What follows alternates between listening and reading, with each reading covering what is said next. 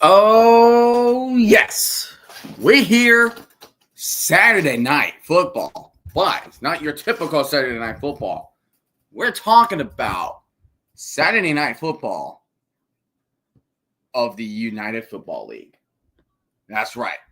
And it involves two teams of the Memphis Showboats and the DC Defenders. And this one is going to be very interesting. Interesting one. More than what it speaks for itself.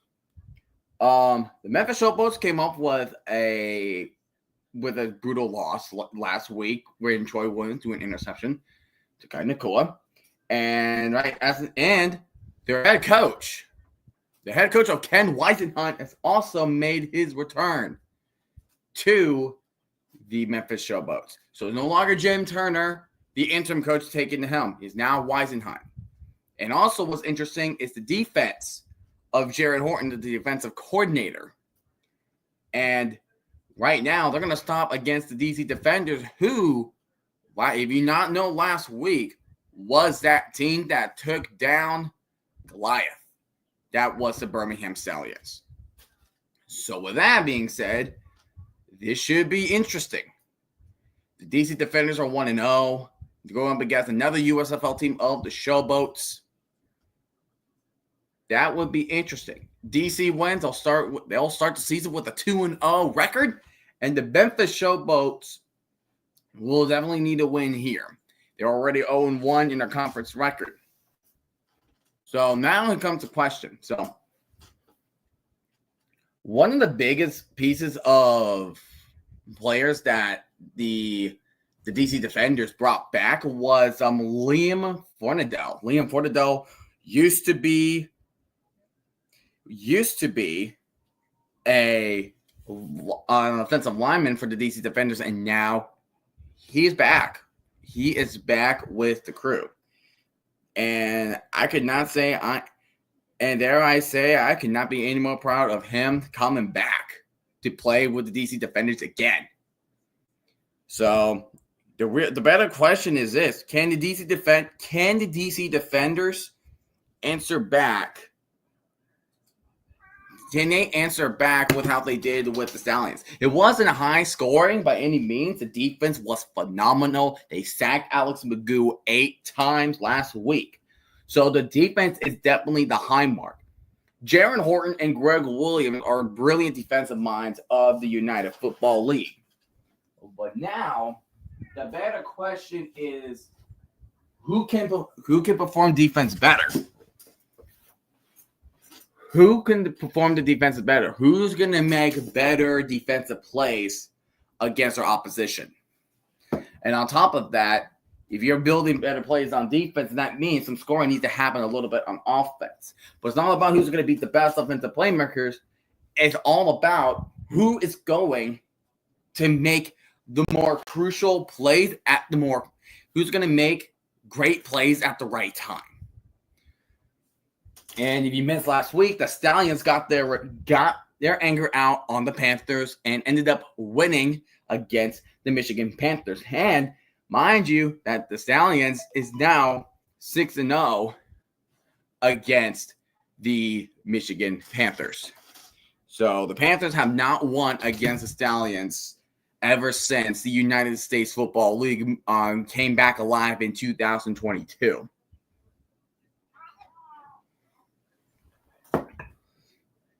Sounds like Kitty wants to join, don't you, huh?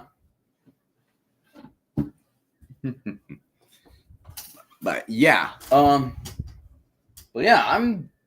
definitely excited for this match. I'm definitely enticed for this matchup. I'm hoping that because of the fact this is night, I'm definitely more excited the fact that this is nighttime and this Audi field can get rowdy. Rowdy Audi. I am definitely excited for that. I was supposed to have a guest on here, but he's running a little late, which is okay. We were still going to continue to run the show. Hello, Professor Lightning. Hi, Anthony. How was your day been? My day has been all right. Sucks I couldn't stream the Nationals and the Diamondbacks because I could not get the channels to connect. But that's all right with me. The UFL is definitely the game that has been on my mind ever since today. What's up, Tugboat? How are you doing today? Hi, how are you doing? You're just in time for a Saturday Night United Football League. Oh, and look who has joined. It's the How you doing? I got to put my headphones on. How are you doing, my man? I am doing great. How you doing? I was about to stream. But the Diamondbacks and Nationals, but it didn't happen. But that's fine. This is what matters the most. Anthony saying, "What else do? Your co-host is late, and I know who you're talking about." Hey, I got here at 5. You got here at the time of the game. I'll give you that. Yeah. Mainly, I was kind of worried about about the laptop messing up, but no. It became more efficient. It became more efficient right now. All right. So, what do you think of this matchup? Right? Like it's on ABC. Oh, then I will be going to use Spectrum then because I was going to use ESPN Plus. Well, you can use ESPN Plus on ABC if you need to. Yeah, no, but since I have Spectrum, cable, I could just right. Yeah. If it was ESPN, then I'm gonna have to use ESPN Plus for the scenario. But anyways, I mean, this one's gonna be a weird matchup because I see this one being I can see this going two ways. Again, I said this for like Battlehawks and Roughnecks. Either the defenders taking care of business, right? Mm-hmm. Or I can see this being a very low scoring battle between both teams, as we have two very big defensive minded coaches with Greg Williams and Jaron Horton. I feel like they're gonna have a way they're off with their offenses tonight. They're gonna try to outsmart each other defensively, but also who's gonna make better plays on the offensive side? That's also a bigger question. Because he's saying it's as easy as do re on me. Because I could see look at this. EJ Perry starting tonight once again. Really? I thought they were rocking with Troy Williams. I thought so too, but it looks like they had both Jordan Tiamu and EJ Perry on the cameras right now, so it seems EJ Perry's they're gonna roll with them tonight for another start. All right, so you're just a little bit ahead of me, but that is definitely okay. I'm used to that at that point. Oh yeah, and tonight Jim Turner's no longer the head coach because Ken Whisenhunt back after a 1 week absence. Mm-hmm. Tugboat's asking, what is your dream Super Bowl halftime? Weird Al Yankovic for sure. Yes, that would be an entertaining halftime show. Oh, and look who's also here. Stream. He's at work. No, he said he was working out. Working out. Yeah, he's they let him free. Oh, they let him free this time.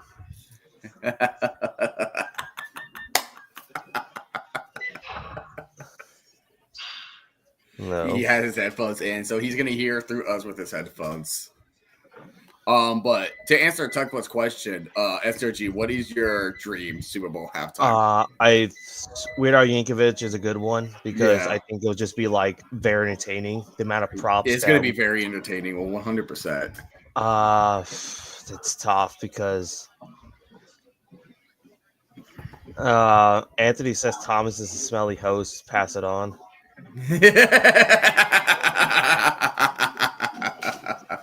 Oh, that's very funny. Anyways, I don't know because there's not really like a bit like a pop star or like a star. I guess Eminem was probably would be my number one, but of course we saw him in 2022. But then again, would not be surprised to see him do a solo performance. So just to cap off his little tour, like his retirement, because that dude's like 50 right now.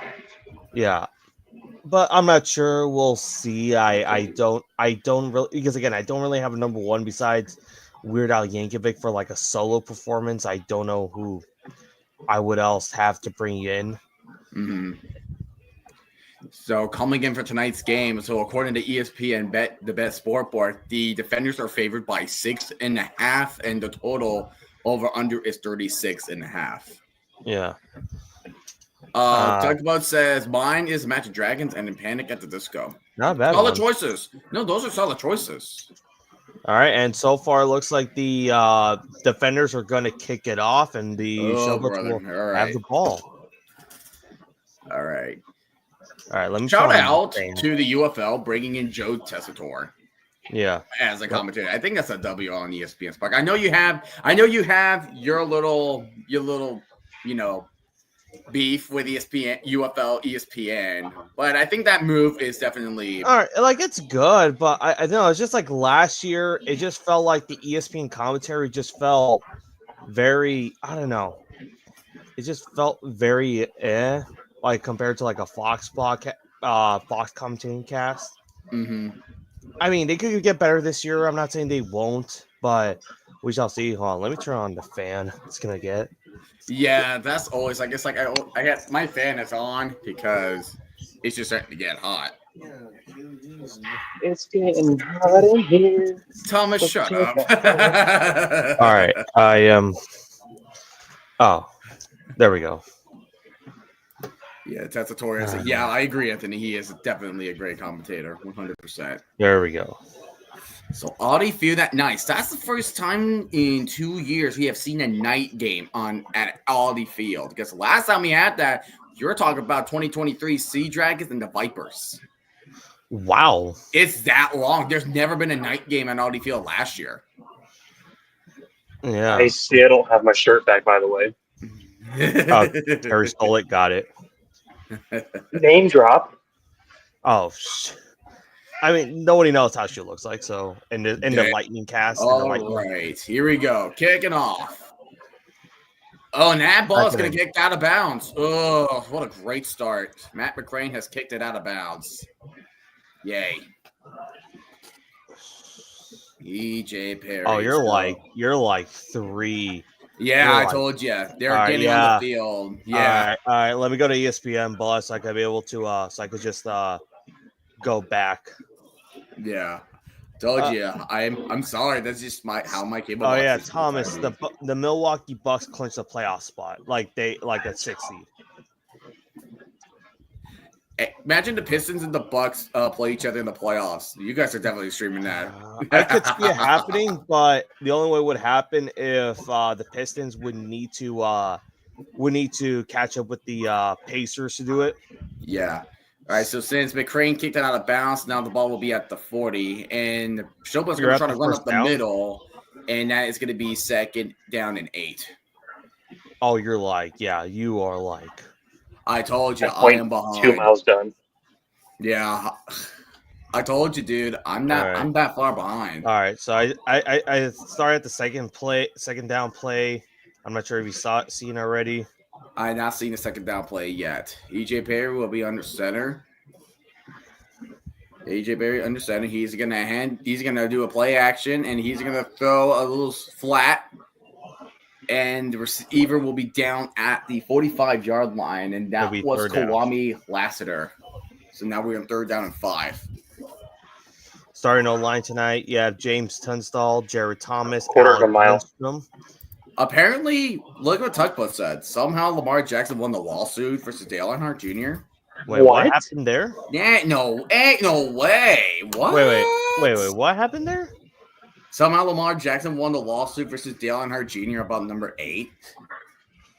Oh, right. I forgot Lamar was like suing people with them. 3rd and 6. Perry dropping back. Going deep left side field. Oh, is there going to be a flag? Nope. It's going to go 4th and 6. No, there's not. And that was so the defenders will get the ball, and EJ Perry is trying to say where's the flag. It looks like he will. Yeah, EJ Perry wants a flag. I think he wants Weisenhunt to challenge that. He had his hands on Baker. But what a challenge this early be smart. Well, because if you challenge it now, then you're gonna lose it through the rest of the game. 3 miles, by the way. Nice. Ooh, 3 miles. All right, they're looking at 0.3, it. not 3. Point 0.3. Landino's looking at it. Memphis is going to challenge. Yeah, wow, that early. Jeez. Because what I'm seeing is that Adam's arm was on Baker's shoulder.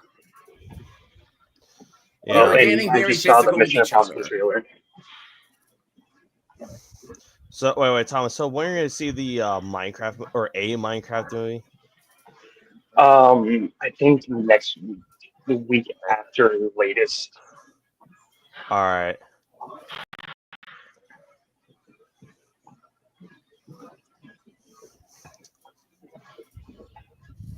I have a very low volume, so I don't get caught with this. It sounds like they won the challenge. Too. Sounds like they won the challenge. It's gonna be a first down. Yep. So that means that Ken Weisenhunt will get his challenge back. Smart challenge. Yes, a smart challenge. Yeah. That's this the big one. This could have been battle of the interim head coaches today. Yeah, Lamar suing people over number 8. Yep, that's exactly what it is, man. Just look it up. It's so look it up for yourself. Yeah. Oh, EJ Perry with a nice pass. Nice pass. Oh, dang, that's the Kwame Lassiter. That's a good pass.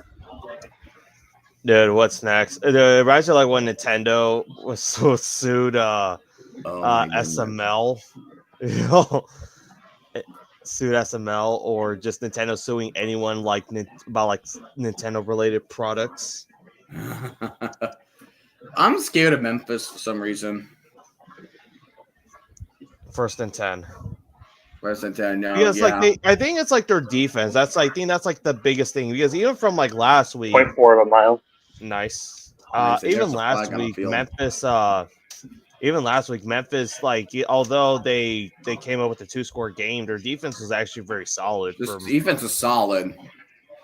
It's like Memphis and Michigan are like the same team. Illegal formation on Memphis. That's what I said. Like, Memphis can give me like a 2023 Memphis Michigan Panthers like season, like where you could see like some of the progress. And it's ironic they have EJ Perry in that team, so we shall see. Yeah, you can hear EJ Perry saying challenge. All right, 1st and 15. Yeah. Over under 36.5 tonight. Is Lamar going after? And there's a flag on the play. Another flag. Oh, it's going to be one of those games, isn't it? Ref ball. There was no Jalen Jackson at running back tonight. That is Deneric Prince will be running back tonight. And offsides on the DC defenders. Fun. Yeah. Back-to-back home games tonight for the DC defense. Back-to-back home games this week. Yes. Yes, it is back-to-back home games for DC. So it's like back-to-back home games for the Renegades on Sunday tomorrow. And then back-to-back road games for the Stallions. You mean Brahmas? The 1-1 Stallions. No, back-to-back road games for the Stallions. Stallions, the Brahmas, yeah. I don't know why they did this to us last year too. Empty backfield. And it was Perry. He threw that too high. Yeah. Wait. I was about to say. No way. I don't think complete. I don't think like they're looking complete. Half mile done. Nice. I'm gonna bump it up. Run, Forrest, run, Forrest, run. 1 minute run. All right. Don't pull a Mike Wazowski. Mike Wazowski just rolls on the treadmill. I could totally see Thomas doing that. Eli.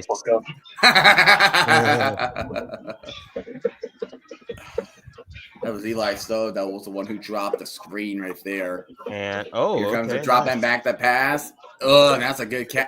That's a good catch. That was D. Anderson, who returns from the Memphis Showboats last year.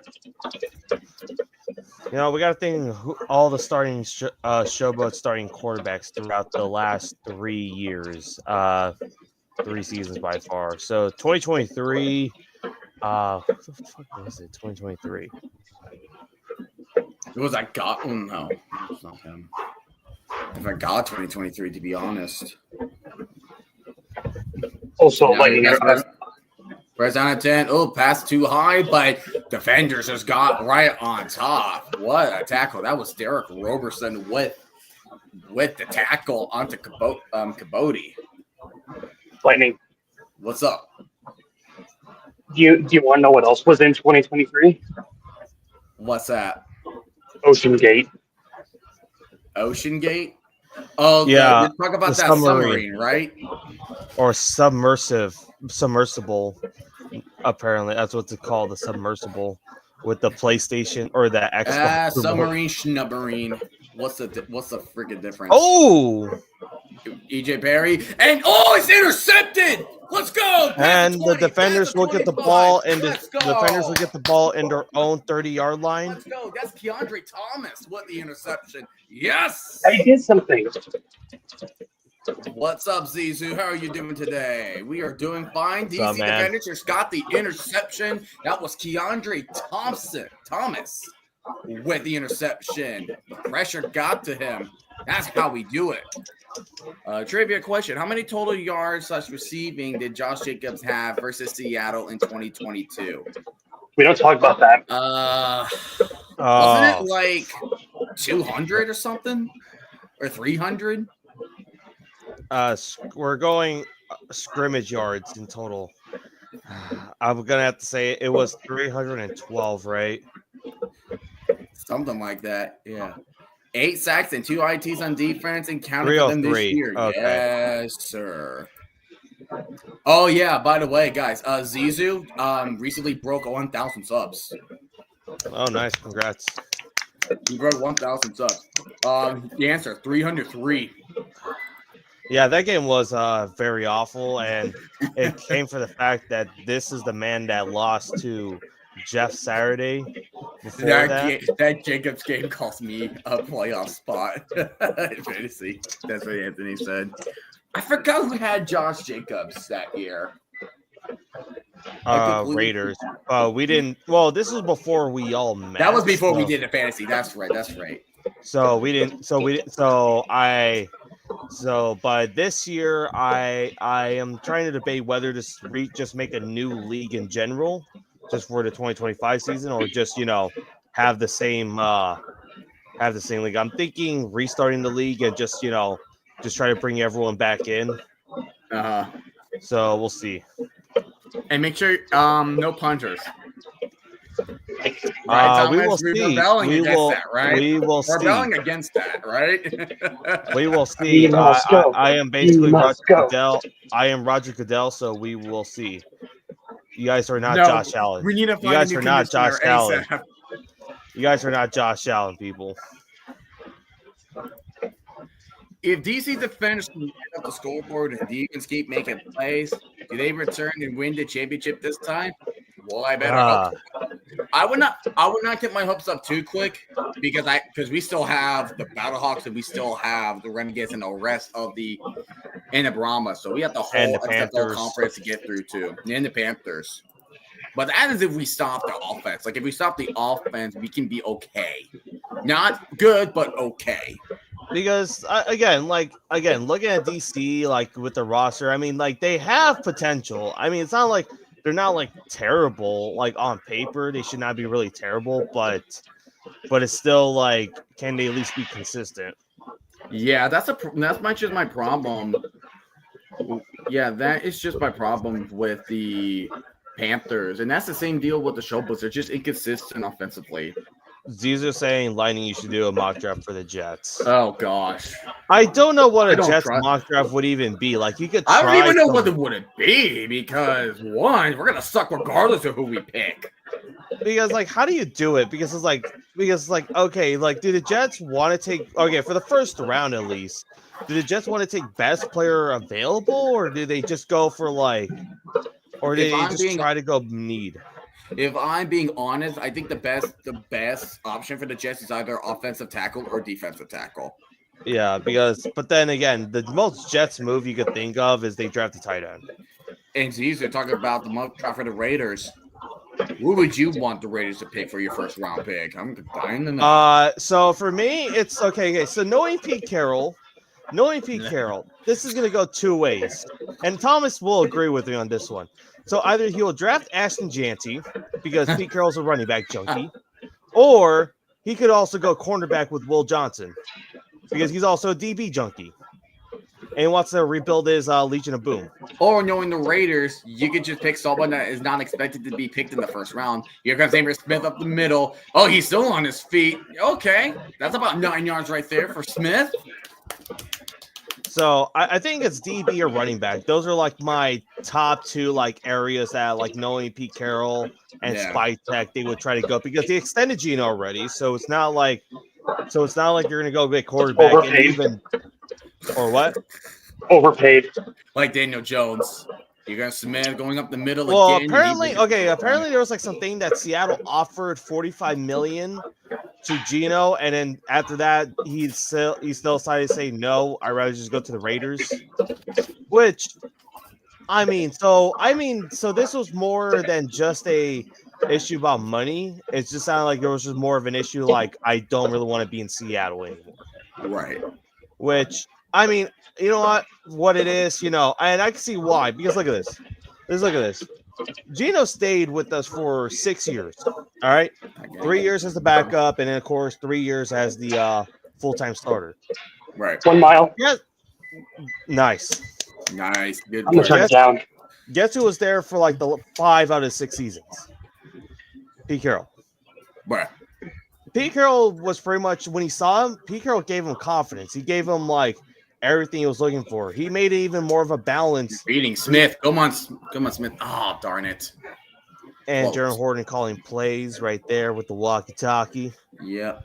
Dennis Hill has said, I hope Bryce Young leaves the Panthers like Sam and Baker did after they left. I know. Better. Well, Bryce Young got a little bit better when he got came better. back. So he got like another chance. He has another chance to kind of show he could be the franchise guy. So I want to see how Bryce Young continues with it. And here's the pass. I want to know how they 4th and 6. So they're bringing the punt team. Dang it!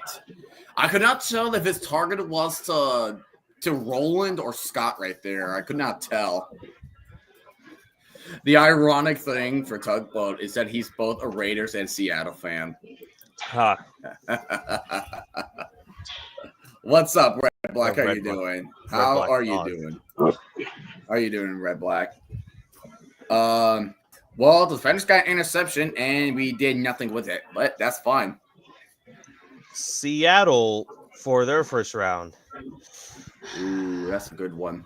That is because here it is. Almost blocked. Every fan base saying get guard, which but knowing us, I think we're probably going best player available. Whoever's gonna land there, we're probably gonna go draft them. That's like my prediction. I feel like Dennis Hill replied, Bryce Young could become even better though if he went to a team who knows what they're doing. I mean, Dave Canales. Here it is. Dave Canales is going to be a solid head coach. He, for the last few years, he has worked with quarterbacks like Geno Smith, Russell Wilson, Baker Mayfield. So, I rather say trust the process on this one. Yeah, trust the process. Low key Seattle with no O-line, but with Sam Darnold is funny. Because Seattle's O-line is like interesting because you have Charles Cross. He's great. He's just he's great as long as he probably cut a little bit of the penalties, but for the most part he's fine. You have, and I think he's getting better and better every year. I feel like hopefully we extend him. Abe Lucas is a good player. He just needs to stay healthy as a right tackle, and then. Which I would not be surprised if we do manage to get tackle in the first round of the draft. Just to But the play went on, so that could be on us or offsides.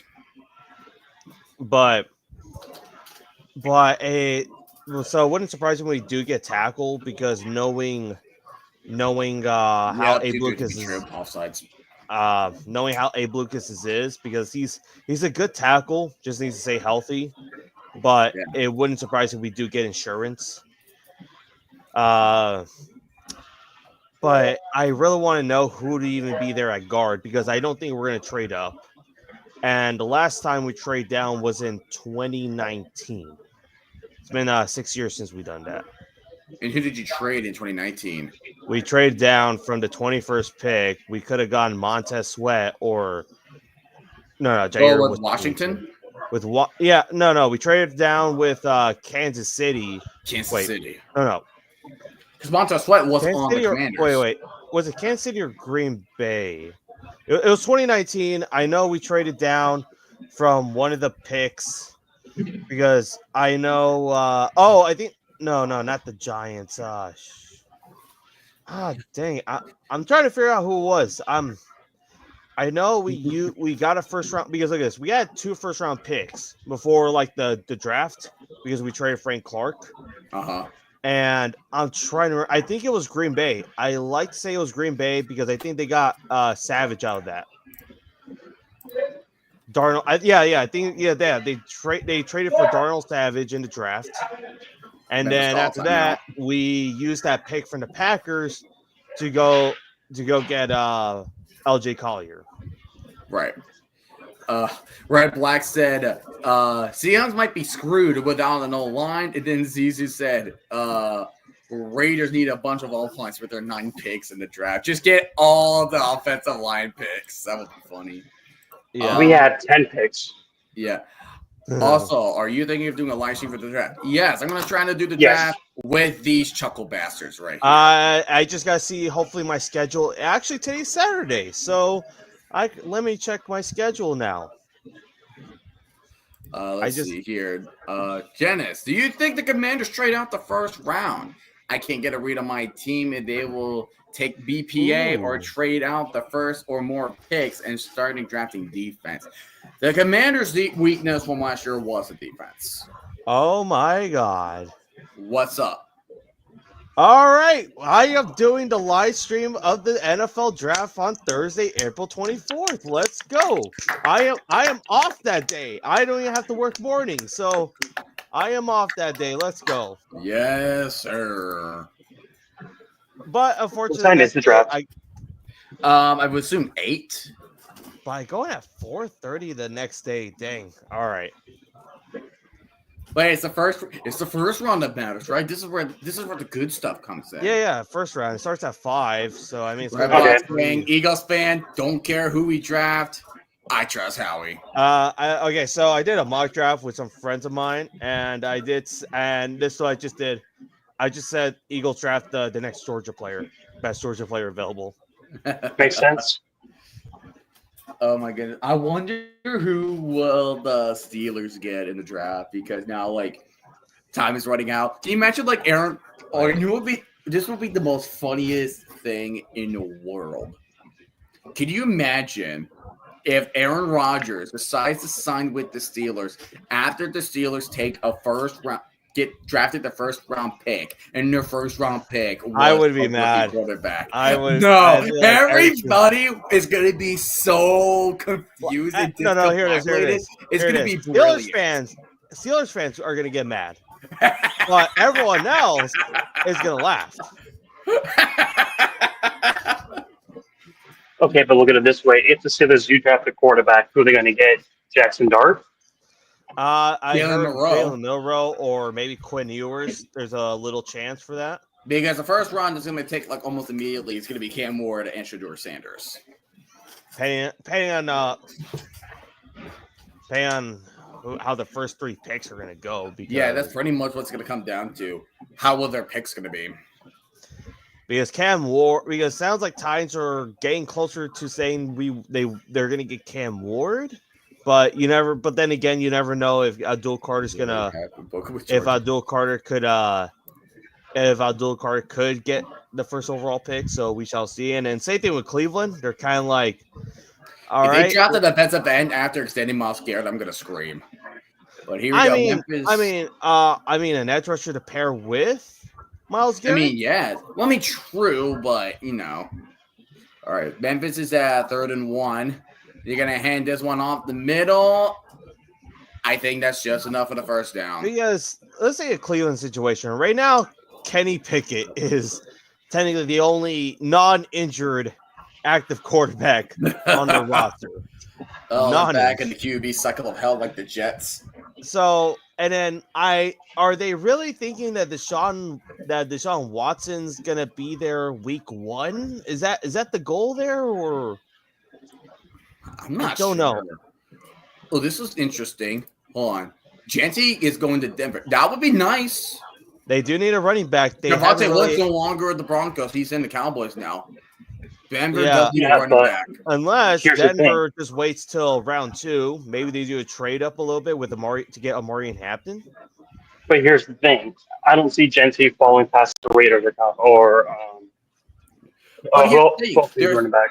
And here's another thing. But that's another thing. It's not just Genty who's really good. You got Arizona State's Cam Scatterbo, and you have the fastest running back of the 40-yard combine behind Shaw Tootin. Perry going deep on this one. Wow, what a catch. And 1st and 10. Kwame Lassiter. Are you kidding me? He is having himself a day already. Dude is having himself a day. I got to give him that. Wow. Yeah, Cowboys need a running back too. Red Black just wants Denver to draft R.J. Harvey from UCF. What position is R.J. Harvey? That's the first I've heard that name. That's the first I've heard that name. And reviewing it. Oh, they reviewing the catch. Wait. No, incomplete. His foot is on the line. No.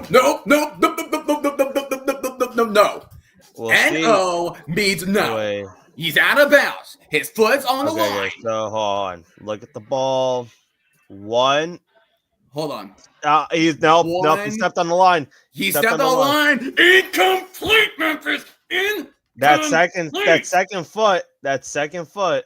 Incomplete, dude. Come on now. It was college ball. If it was college ball, then it would have been complete. But since it's not, but this ain't college ball. Do Commanders? Hold on. Do Commanders draft a running back and trade BROB? I don't think so. Yeah, I still have Austin Eckler and Brian Robinson and Austin Eckler's getting up there in age, but nice. So I don't know. I feel like B-Rob. I feel like the Commanders will probably draft best player available. That's probably my ideal scenario. The ideal scenario. Unless they trade down, then I wouldn't be mad at that because All right, Memphis is working on 3rd and 8. And throws it up. Perry, and he is going to throw left. Get him. Damn it. He ran too far forward. Oh, he's still running on 1st and 10. All right, get props to 82. Oh, come on, guys. 82. What a smart play by him, though.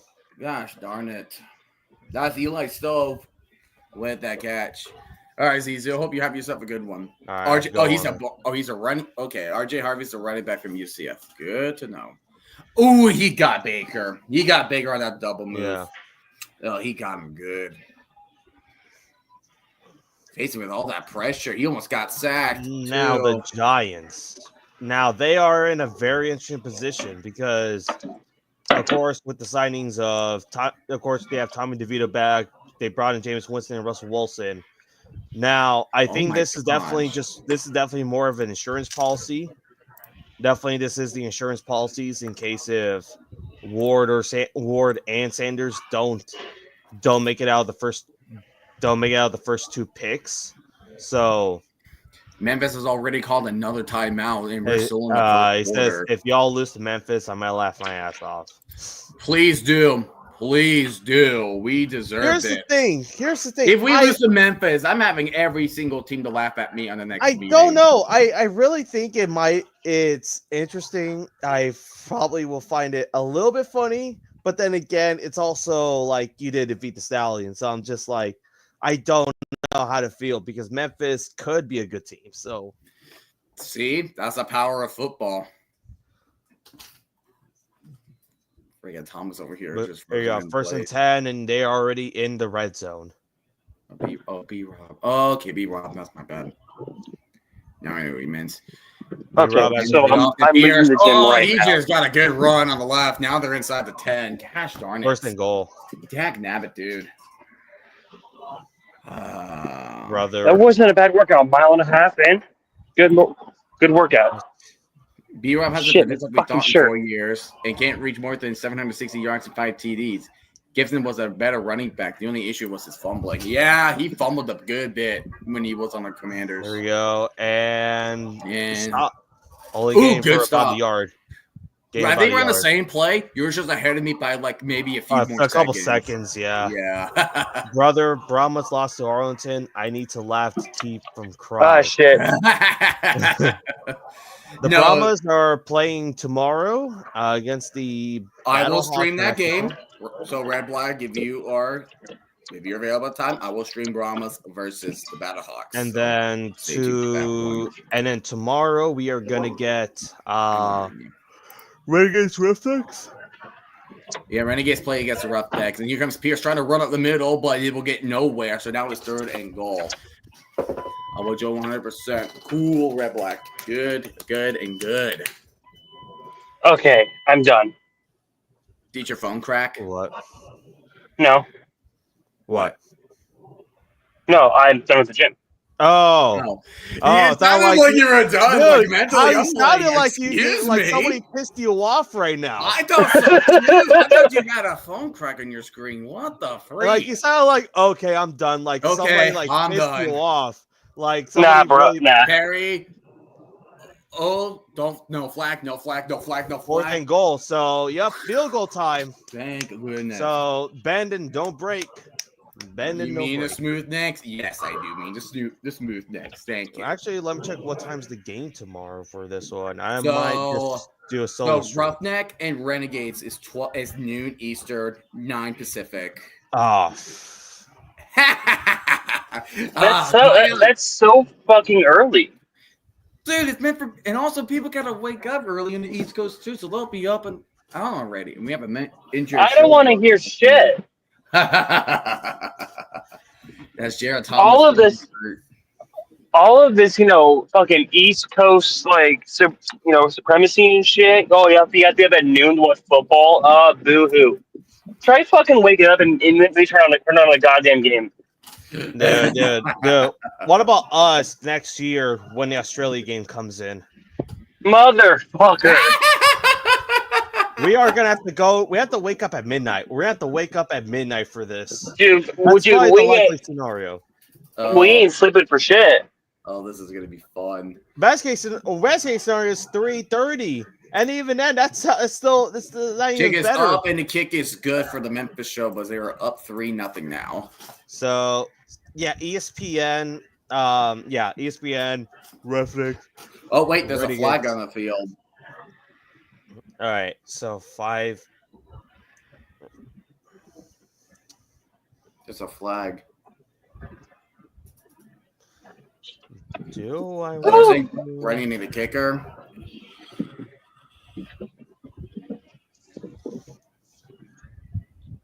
All right, well, I'm gonna go home and I'm gonna shower. I'm gonna fucking relax. That was a lot. I think I only did it for like 28 minutes, but it was a mile and a half. So kick is good, but Thomas, there's a kicker assault. This morning for a lineman workout. Now I live in New York. Yeah, you want to talk about waking up early? I'm just used to the idea of waking up early, especially when you're no matter what time I fall asleep. Waking up early and already being tired early, it's like your bread and butter when it comes to like working. I mean, not gonna lie, when it comes to SRG, some days he has work at fucking 4 a.m. So and yet I still go to sleep like at midnight. Thomas knows this. See, that's a you. You see, that's a you issue. Yeah, I know. I know. But I accept it.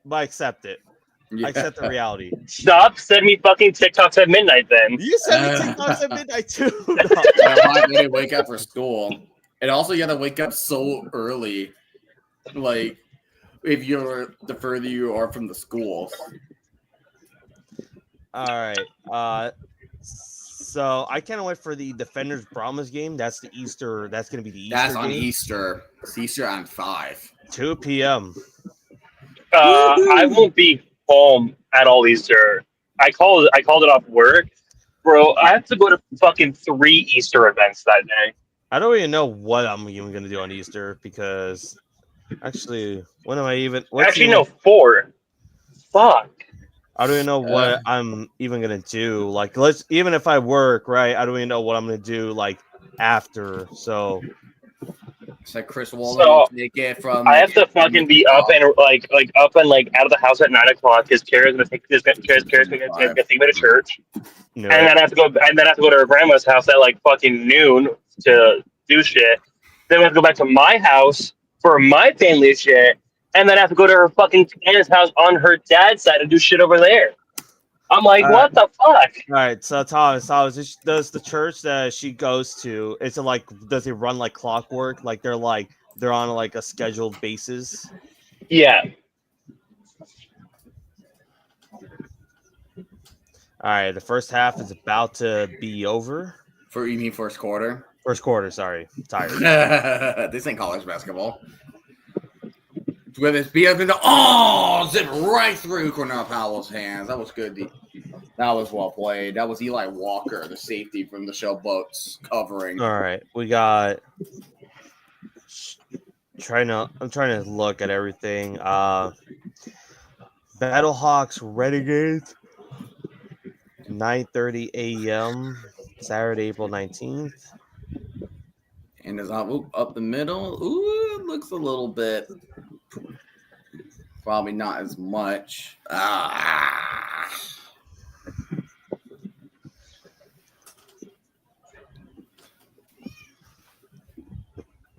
So week 5, it's only gonna be one Fox game and an all rest ESPN on week 5.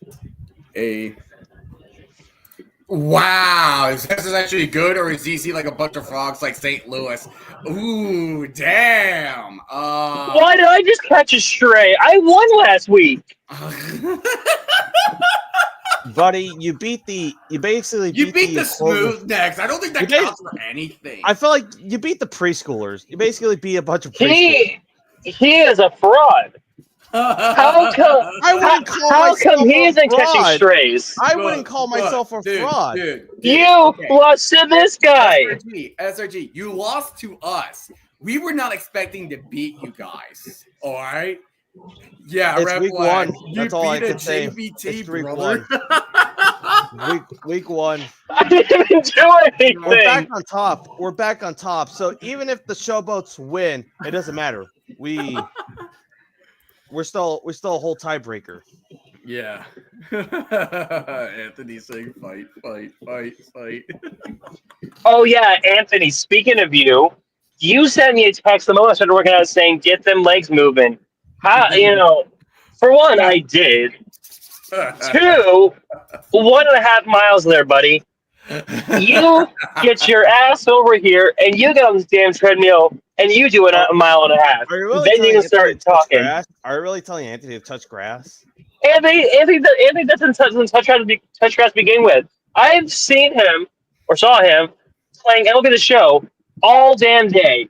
He doesn't get to say a damn word. On Discord, yeah, I love how we can see like what video games everyone's playing on Discord. Not only that, I saw this person hop on PlayStation earlier today.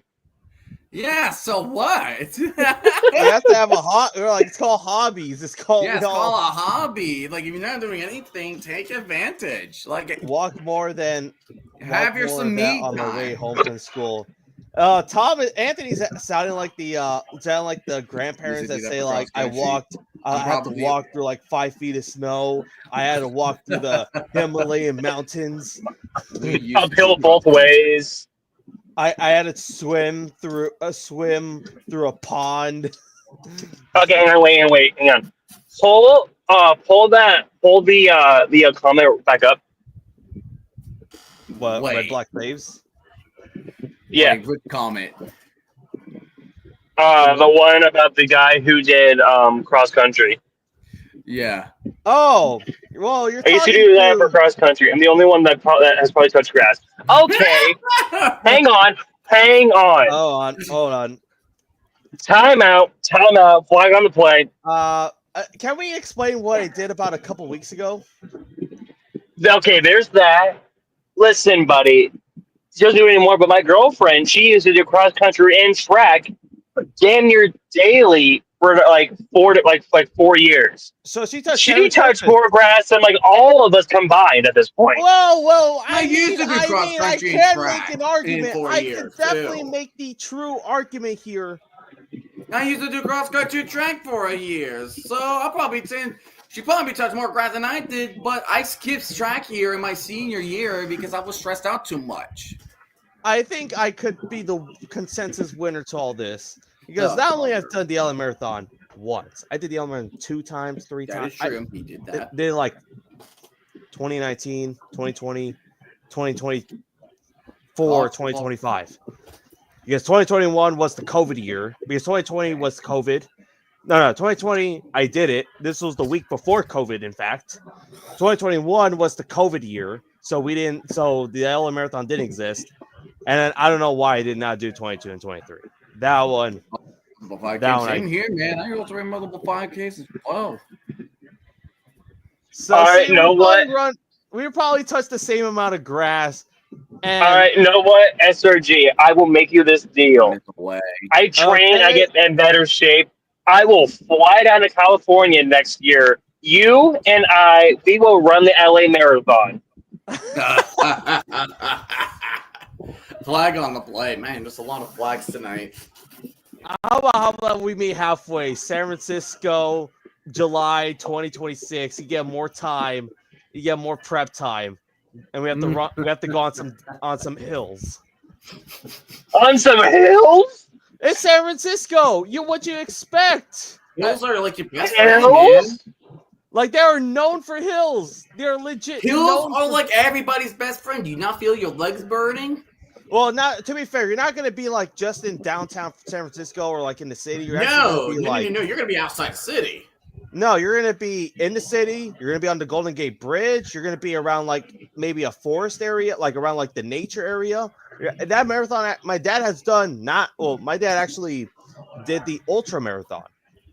Well, an ultra marathon is 52 miles because it's 2 marathons. It's 2 marathons basically. Oh, brother. So they start, and guess what time they have to start? Guess what time they have to start? 6 a.m. Like 4 a.m.? Nope. Midnight. 11 p.m. So you have to start 11 p.m. and you have a time limit. You have to basically be at the first half before like a certain time, or else they cut you off. Oh, wow. And then they start the second half at everyone else, like the normal time rate for the marathon at 7 or so, or 6 a.m. or 7. Oh, darn. Well, they got a first down on that play. Oh, dang. Oh, come on. Handle that freaking guy. But told you. So I've been hearing a lot of Seattle Sea Dragons talk since with the whole expansion.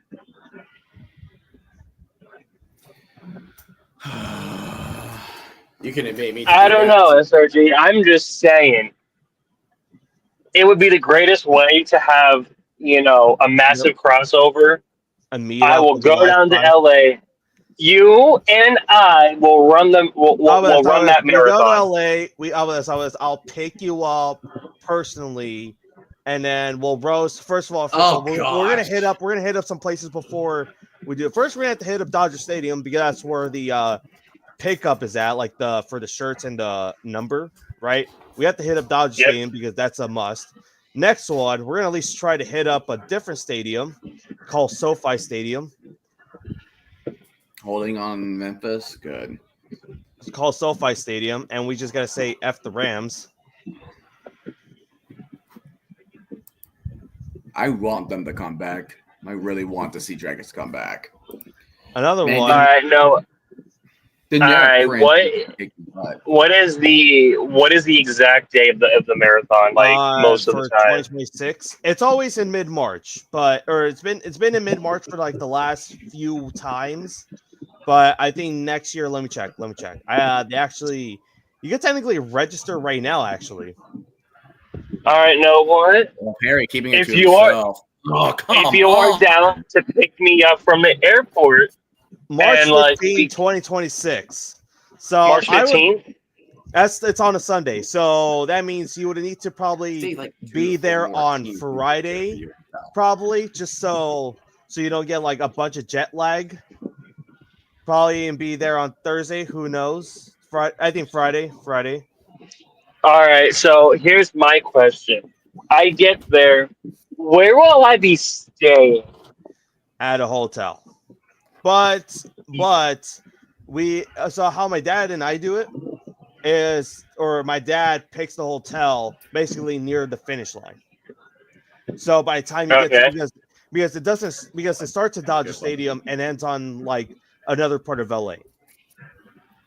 So you're not like starting in LA and ending in Dodger State, and starting in Dodger Stadium and ending in Dodger Stadium. It's not like a circle. You actually so pretty much. And guess what? So I would say get there on Friday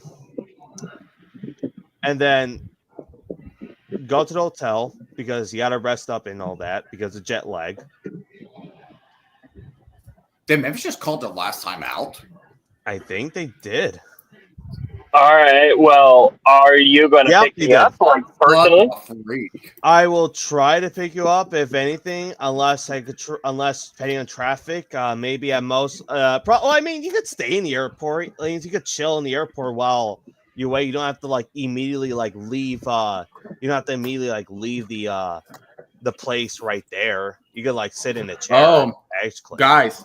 Anthony mentioned this, but Teron Armstead is retiring. Wow. So Julio Jones retiring. All and right. Now the Dolphins are gonna get a tackle now. Yeah. What is this clock management by Memphis? Yeah, I don't know why you already used all three timeouts. I don't know. Is this because of the offense? Is just like, or EJ Perry just not understanding like what is there for the plays because there are a couple clips that he's losing it. What is Ken doing? What's Ken doing? Or more like why? I mean, some of the timeouts wasn't really on him. Some of them were on EJ Perry because one of the timeouts was EJ Perry. I really want to know. I think it's just EJ Perry's just kind of been like, I don't know. He's kind of. I'm not. I don't know. Oh yeah, how did I have not paid attention right now. How's the crowd looking like in DC? I feel like it looks the same as from last week, if I'm being honest. So maybe about 10K we're looking 10K at. Maybe slightly less. I can't really tell. But Panthers broke 10K yesterday. All right. Well, I will. Well, I can call these. I can request these days after work. As it grows closer, we take it from this airport. We have fun. You and I are going to run this marathon. I will train hard for this. All right. How do we want to do this then? Do we make one all right? Because you would have because I mean it's going to be the same time zone, so it's not like you'll be here like at you go in at like the airport at 4 a.m. You go like fly at 4 a.m. and you're like there like you're going like to like New Jersey or something, and it's like and their time is like 4 p.m. or something like that. So we can definitely figure all of this out. I mean, again, I'm down. I will train hard for this. Mm-hmm. Same It'll times. I mean, this will be a funny crossover, and we can have the greatest in-person stream ever. Yeah. What I don't like always about like the marathon being in March. There's like no like sporting events besides like basketball. Yeah. There's like there's no football. There's no football. I mean, there's no football yet because the last 2 seasons UFL has been at the end of March or early April. Yeah. And then and then baseball's again same issue. Like it's not there yet. You're still spring training. Yeah, and if you want to go to spring training, you have to drive to Arizona, and that's a 5-hour drive. That's a 5.5-hour drive. Perry from dropping LA. way back, and he's looking to just throws a screen and not going and it's anywhere. gonna be 4th down. Great idea. 3rd and 15. Your option is to throw a screen. Yeah, do they trust EJ Perry? Is that that's the thing? I just don't know. All right. Well, I'm going to head home, take a shower, and rest up. Right. SRG, are you still down for Fall Guys tonight with Terry and I? Pay on the time, but most likely for sure. I'll let you know. All right. Lightning, I will talk to you later. All right. I'll talk to you later, man. Battlehawks are going to go 2-0. If I book it, bet on it. If you lose, do not listen to me ever again. All right. All right. Well, we'll take the ball, and he's going to try to return it, and he will be tackled around the 28. He's out, man. Right. Oh, man. FTB8.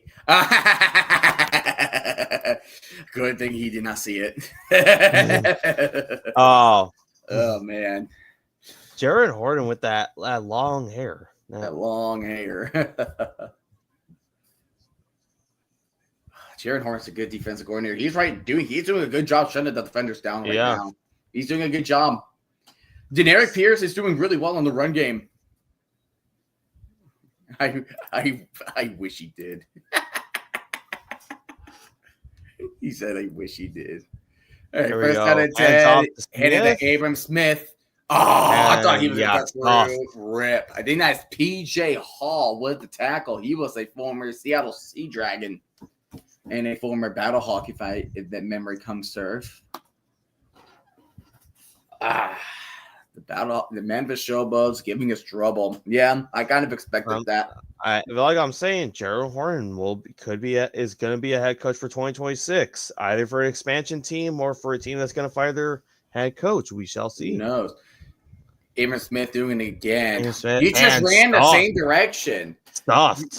By number 7. It. Just where are you doing? Like, you're pretty much running the same play, just keep running to the left. Well, you went more left than you did on what is Fred Keiss doing, man? What is he doing, man? Like, it's just so, like I said, this offense is simply consistent. One times we're clicking, and there's some times where we just don't know what we're doing. We're just deer in the headlights. Yeah.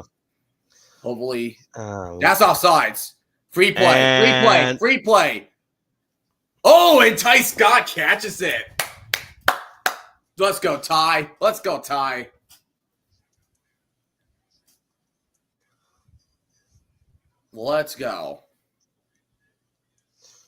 And I love the camo helmets. I honestly wish we kept Chase Garbers. Okay, so I really don't want to execute Kellermont already after one terrible week. Not yet. The Battlehawks is a tough test, though. Yeah. That is a tough test right there. So I just want to see how he plays. Maybe it's just his UFL debut. It's just week 1. I'd rather just let him learn, let him develop, try to do it. But I just don't know why Chase Garbers didn't get signed. I honestly, I'm not sure. I don't think the UFL championship game can be the sole reason. It can't be the sole reason. I mean, I don't know.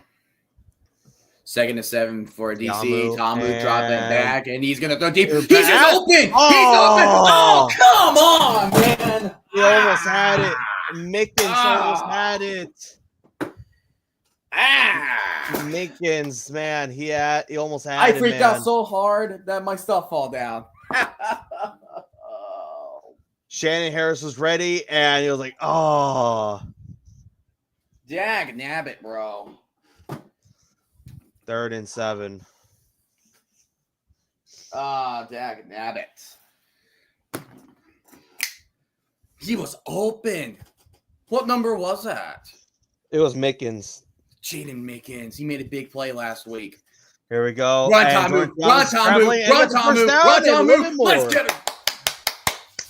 go. Let's go, Tamu. Let's go, Tayamu. Make it up. Make it up. That's all we got to do is just make up the plays. Make up the plays. I'm fine with that. Whew.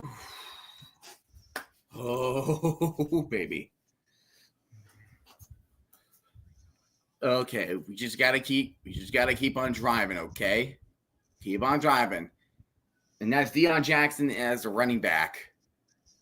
And he's gonna play action. Tamu, he's gonna look deep right. He finds who's that? Roland. Let's go. First down again for Chris Roland.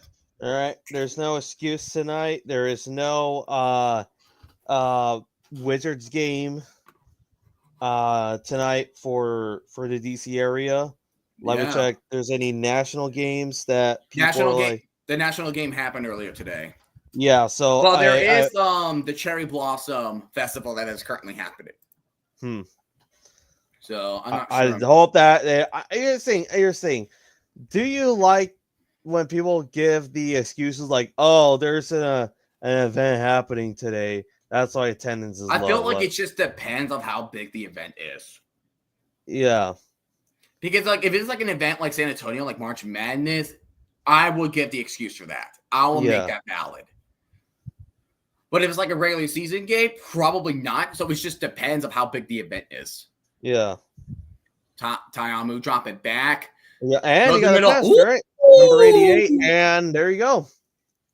He threaded the needle with that one. Whoo. Flag. Who was that? Oh, there's a flag. F me. Who is it on? Probably us. Who else?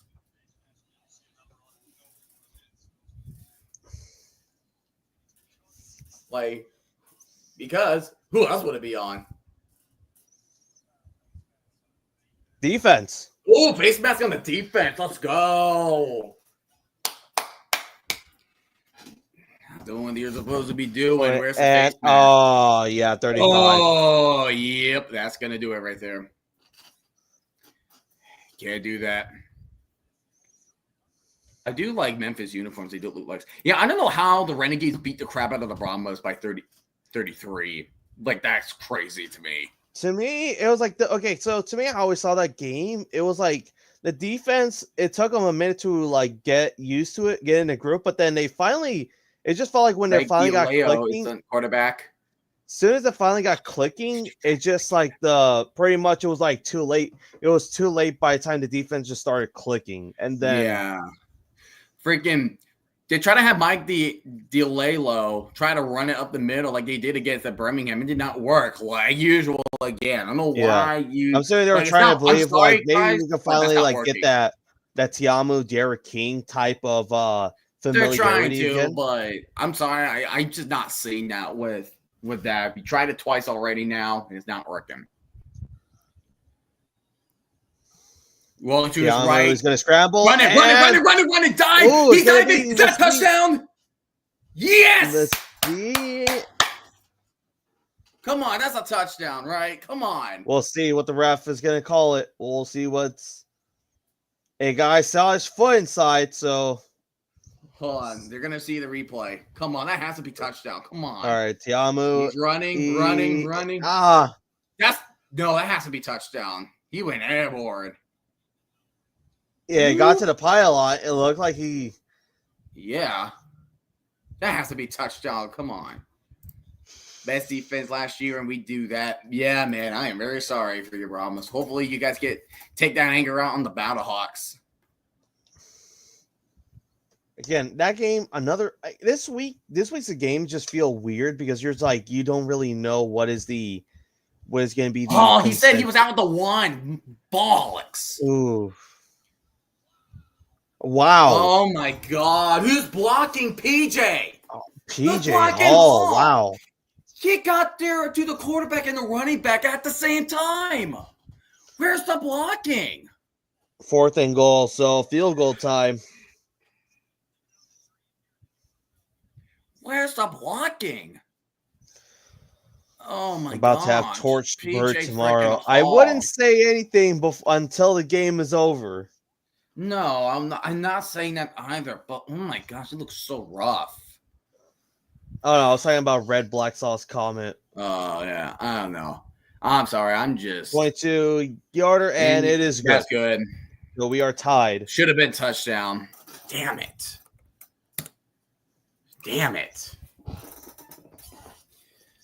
We get ball second half, but wow. We're about this quarter went by fast. Like this is.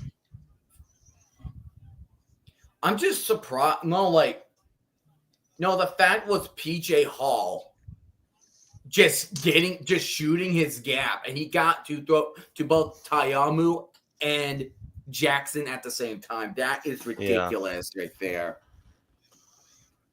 That was and today's his birthday, by the way. Today's PJ Hall's birthday. Nice.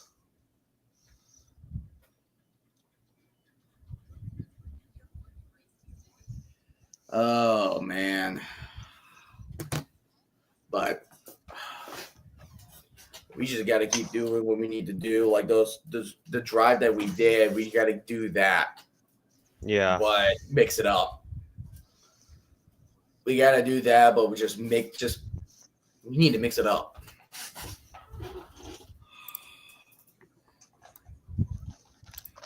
Let me talk crap about those frauds. Last time we lost to St. Louis, we murdered them in the conference championship. I mean, yeah. And at home, too. At home. On their home turf. Yeah. Everyone was expecting St. Louis to go to the championship all the way since the beginning. I am definitely expecting beef between the Brahmas and Battlehawks 100%. Yeah, I hope we have a good amount of Brahmas fans going to that game tomorrow just to see how it all goes.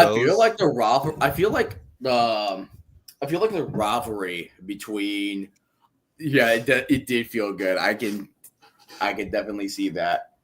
I feel like the Defenders and Stallions rivalry can be brewing up too. Let's see. I mean, 1-1 right now. 1-1, and also are we talking about in terms of the XFL versus UFL rivalry? Because Shannon Moore, he said that Shannon Harris, my bad. He claimed that Skip Holt said that he called Harris a doormat of the UFL. A doormat. Yeah, I never heard of it. I never heard of I'm this. surprised you didn't hear that. Was this at a coach's meeting or something? No, that's when they were doing shaking hands when the game was over, and he said that. And then Derek Roberson in the meeting, he said, "Oh, number 74 on the Stallions. Oh, you're gonna have yourself a rough day of film tomorrow."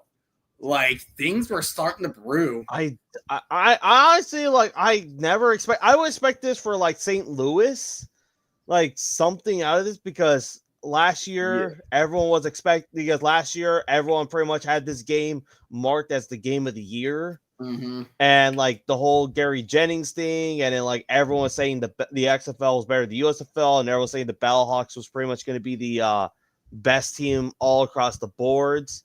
Despite the Stallions proving themselves 2 times already, so I don't know. We'll see. Maybe this is just a one-time thing, or this is or this could be something. We want Beer Snake. I think the Beer Snake is about to begin soon. Yeah, and I'm also pissed that we didn't get a home game till week 5. We play March Madness for that. You guys would have a home game right now. It probably would have been this week. It was this week. No, it was this week. It was definitely this week because what the game is happening is at San Antonio at the Alamo Dome. Oh, it hit the landing zone and rolled to the end zone, so that means they're going to get at the 20. And here we go. It has begun. Beer Snake, Beer Snake, Beer Snake, Beer Snake, Beer Snake. Feed it. That's a lot of dollars right back there. Under center. 23. I mean, EJ Perry hasn't been playing horrible, but it just feels like he's not been. Something's off. Yeah. That's pretty much what this whole thing is. And it's just it feels like whenever we see Troy Williams, is you definitely get more out of it. You're able to see something the ball moving better, but I feel like AJ Perry needs like everything to go well, or else he's just gonna kind of collapse. Yeah. Kind of like Brock Purdy in a way. Kind of like a little bit like Brock Perry Purdy. dropping back. He's going to look in the And middle. number 4. He finds man. That's definitely a first down right there.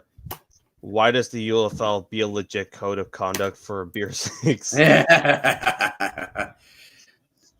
Blame the XFL 2023 against the Sea Dragons. That's where we had the lemons. Yeah, because I think like security told him to take it down, and then after that, everybody just started chucking and then Dwayne lemons. Johnson, and apparently Dwayne Johnson, Dancer Garcia was like talking to like everyone, like, all right, pretty much this is how we do. We gotta have regulations for a beer snake. Even though you legit see like the Chicago Cubs did like a whole beer snake where like they went like across outside the seeds. So yeah, let the beer snake live, or we're gonna keep it living, buddy. Oh, it wasn't first down. No, it was 3rd and 1. Okay. All right, come on. We gotta stuff them. Yeah, yes. Just enough. Yeah, just enough. Let's see. We'll see. What is the call? They're probably going to look at it. That would be ballsy if you want to try to go for it. Are they going to look at it? Drill line measurement. And the Braves are 4-1. 4th and 1. And, of course, the Braves are losing the Marlins in the 7th inning. Fun. Atlanta Braves, everybody. Atlanta Braves. 4th and 1. They are bringing in the punt unit. Forcing a 3 and out. Again, this was it was going to go either two way, a battle of defenses or or DC taking care of business, and looking like we're going to get the battle of defenses. Yeah, fun. What if we just block this kick right here? That would be funny. That would be funny. And the punt is up. Still no block. Oh well. And Roland, what a way to avoid the hit. He avoided that hit. Roland's a shifty little fella. Yeah, I have flag on a play. Yeah, it's probably us. Why is this game so close? Y'all go from being Birmingham to making the Showboats look like 2022. Well, here's the thing about this. And this is, again, I'll give props to the DC defenders being the Birmingham Stallions. But here's the thing. Jaron Horton is pretty much one of the best spring league defense corners we have seen. Look what he did with the Maulers in 2023. Despite what the record shows, the Pittsburgh Maulers actually had, I think, the number 1 defense in that league. They had the best defense, hands down. And yes, the Stallions did, score 28 points on them. But still, that defense was on something, especially since Jaron Horton brought some of his guys back from the Maulers. Like Boogie Roberts, Mark Gilbert. The only guy I probably didn't come back was Tenzio. He still stayed with Birmingham. And there's also Isaiah Henney. He was a mauler. So I mean, working with the guys makes sense. Yeah, so exactly. Work with the people you know. I mean, you just had that chemistry. Yeah. So you can't just get like the great players, because sometimes the great players don't have that same good chemistry. You have to work with the chemistry. Yeah. And as soon as I saw the hiring, when Ken Winston hired Horton, I was like, okay, I think the Showboats are going to be very underrated. It was just more. I was going to wait for that how the offense was going to run, because again we saw how the offense was last year, and it was just disastrous. It was disastrous. Sag it down. We get the ball. We get the ball in the second half. I think we're going to go down to the 2-minute warning because we want to take our time, and we have all 3 of our timeouts. We get the ball in the second half, and that's why we should have kept Garber's chemistry. I mean, yes, but I feel like, don't get me wrong, I do like Garber's how he played like in the few games that we did see him, but I wouldn't be shocked if everyone kind of was able, like, looking at that championship game.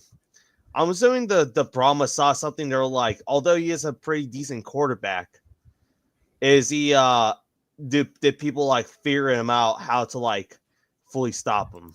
Yeah.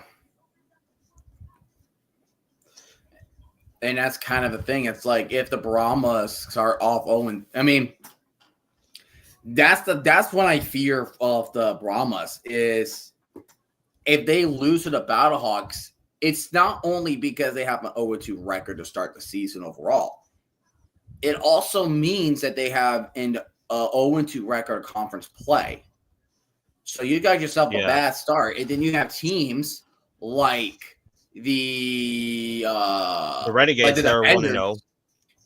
Where the Renegades are 1-0, they beat in both conference record and overall. And record. Also, DC Defenders have yet to play their conference opponent. Their first conference opponent is week 3 against the Battlehawks at the Dome. And that's going to be that's a tough one. That's going to be a tough battle right there. So, like, it's like if you start off early 0-2, then especially against conference opponents, it is going to be a very tough. Renegades and Battlehawks for the Brahmas case, then yikes! It's a yikes. Only way I would say that for the Brahmas continuing forward is going to win every game. Honestly, should have started Domani. Well, Domani is also a nice option, but I felt like there was more inconsistency from him than I saw. Yeah, because it kind of felt like they even like Jameis Winston.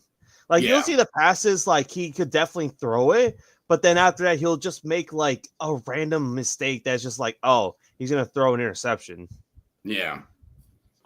I mean, Domani has not been signed since his cut, so I mean, we'll see. But the Brahmas did sign a QB last week. During the middle of the game.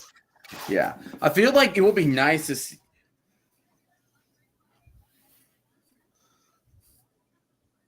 But there is something though.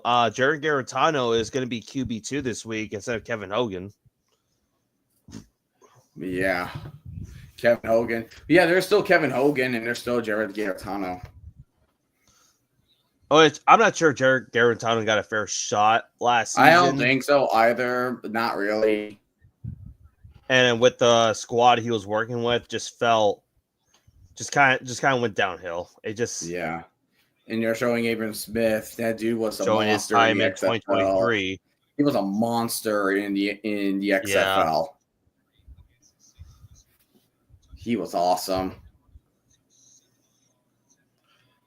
Either one is probably better than Mon. I'm gonna give Kellen Mond his shot. I still don't want to just overreact after one game because I feel, and especially since this was his UFL debut, I don't want to just be call the curtains already. Mm-hmm. So we'll see. Maybe I'll give it 1 or 2 more games. 1 or 2 more games. 1 or 2 more games, yeah.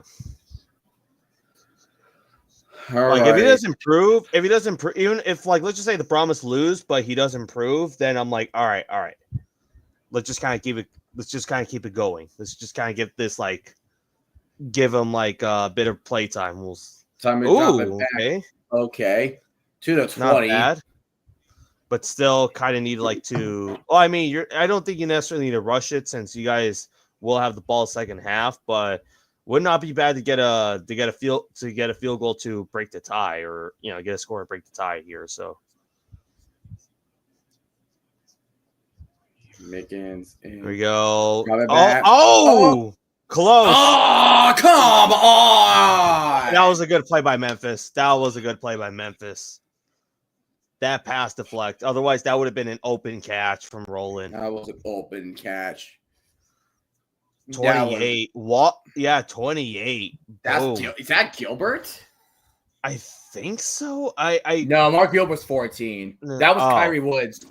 Oh, okay. Damn it. Oh, and Zizou's back. Welcome back. Zizou? How you doing? Yeah, that was good defense. Get shout out to. That's what I meant. You don't count. That's why I'm not counting out Memphis because it's yes, the offense is consistent, but this is Jared Horton's defense we're talking here. Yeah. And flag on the play. Ugh, freaking court. Who is it? Us, probably. I need copium. 4th and 6, though. No, it was probably on DC's. Yeah. Told you it was on us. So bring in the punt unit. Oh my goodness. So Memphis is probably gonna have a good chance to score right now. Yeah, they do. They absolutely do. Minute 32 left. Even though they have no timeouts, but they still have that clock. So sky high punt. And that is a good. He muffed it! Get it! I think is it there? Defenders. I think. Is it us? Like yep. Yes. Let's go. Wow. Hey, Michigan Panthers, deja vu. Ooh, wow. Deja vu. DC saved themselves. Wow. Oh, he muffed it. That was Isaiah Henney. Yeah, that was bad. And Deion Jackson was the player that recovered the ball. Oh my God. 1st and 10 for the DC defenders in great field position. Wow. I'm impressed. Wow. Are you kidding me? Oh, that's the second muff punt. Oh, Zizou might bringing up an offer. Maybe if I'm free on draft day, we should stream that. I mean, I'm willing to invite him. Just Tayamu pump faking, going deep, and, get it. Underthrow. Mark Gilbert on to Cornell. Unfortunately, got to bounce. But I'll see y'all tomorrow for the Brahmas game. See you, Red Black. I'll see you there. That one I can't not be streamed because I don't have FS1 unless the UFL might be clutch and put on the Fox Sports app, but nope. Yeah. I think dude, at least the one thing positive, at least with the Friday Night Football thing, is that you're not gonna have to do the same time. They're gonna have to do the same time games, you know. Too high. Oh, dang, you're getting a mark too. Come on, just get a first down. We should get it together, guys. I'm gonna take my hand. I'm just gonna bang it against a wall somewhere, somehow, in some form. Can't wait for tomorrow while I do my another UFL skit.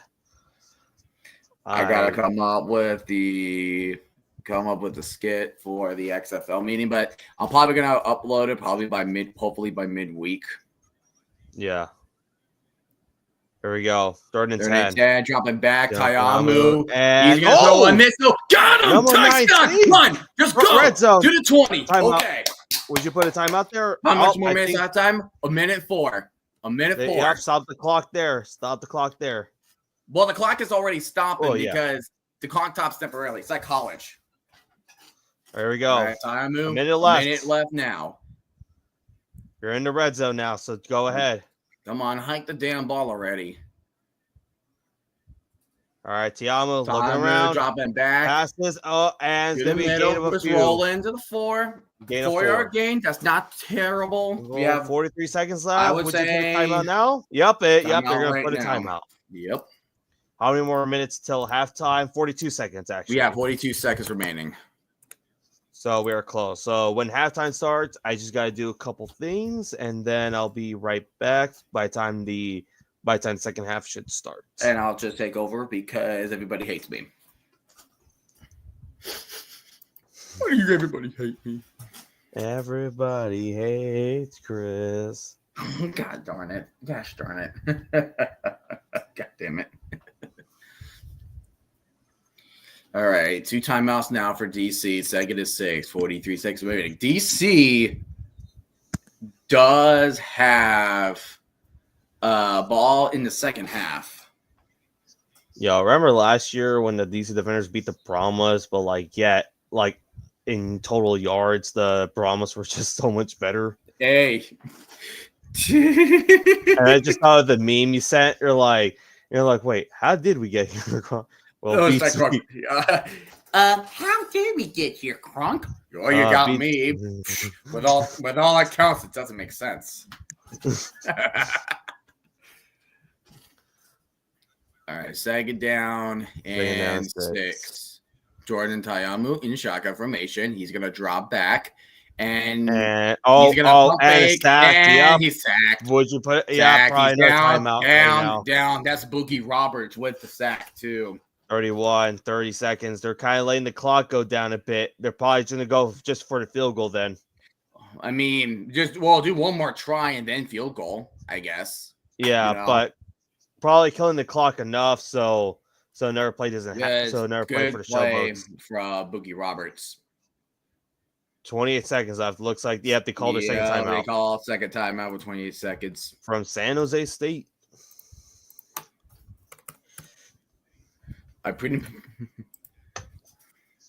You see, SOG, I'm not forgetting to do the scoreboard. Okay.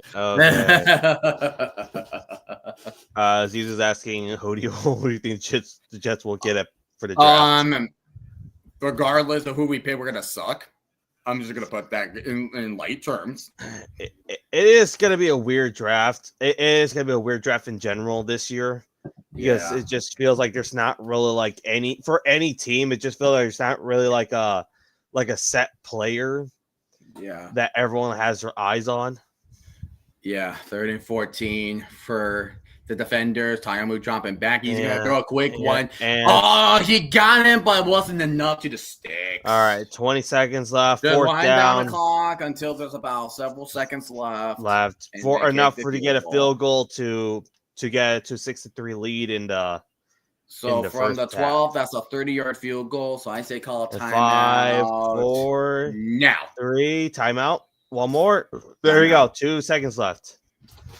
Imagine not calling a timeout. All right, Matty. What are we? Matt Earflus?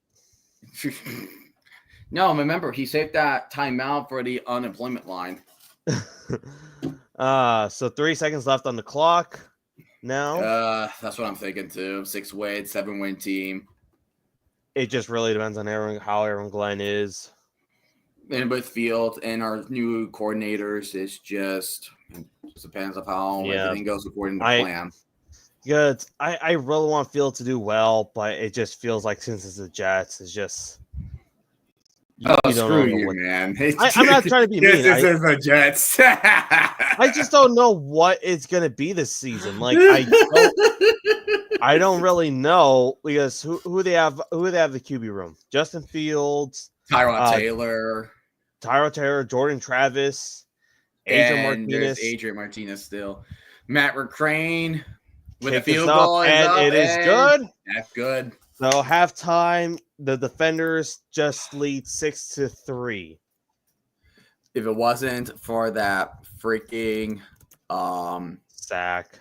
No, not the sack. Well, that too. But I'm also talking about the muff punt.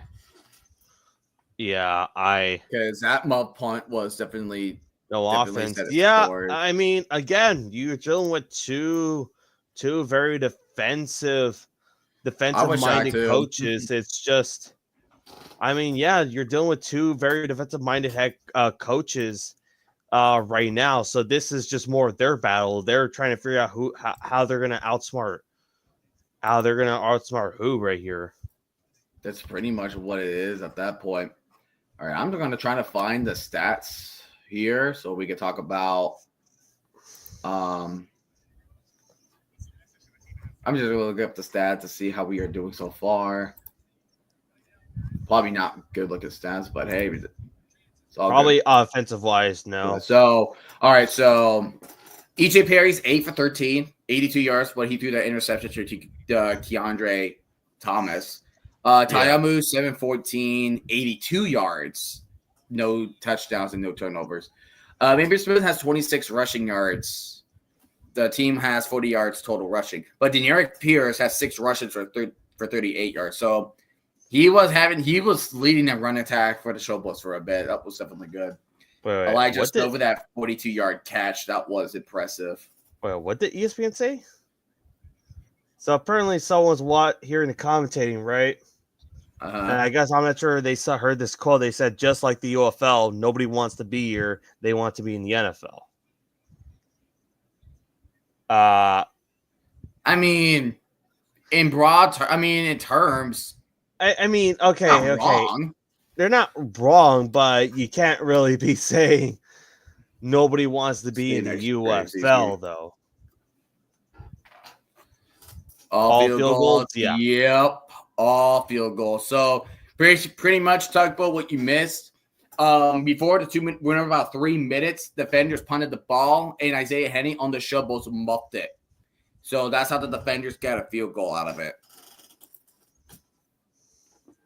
So Ty Scott has 52 receiving yards off of 4 catches and rolling with 21 out of 2 catches. Yeah. But dang, that one by Jaden Bickens, that was a big drop. Defensively, that 1 sack from Boogie Roberts was definitely a big play. So I like how Kyrie Woods deflected that pass when Roland was just there, just wide open. Australian football. Rugby. Since we had no sacks so far, that is definitely I mean, you can't get better than sacking your quarterback 8 times last week. Yeah.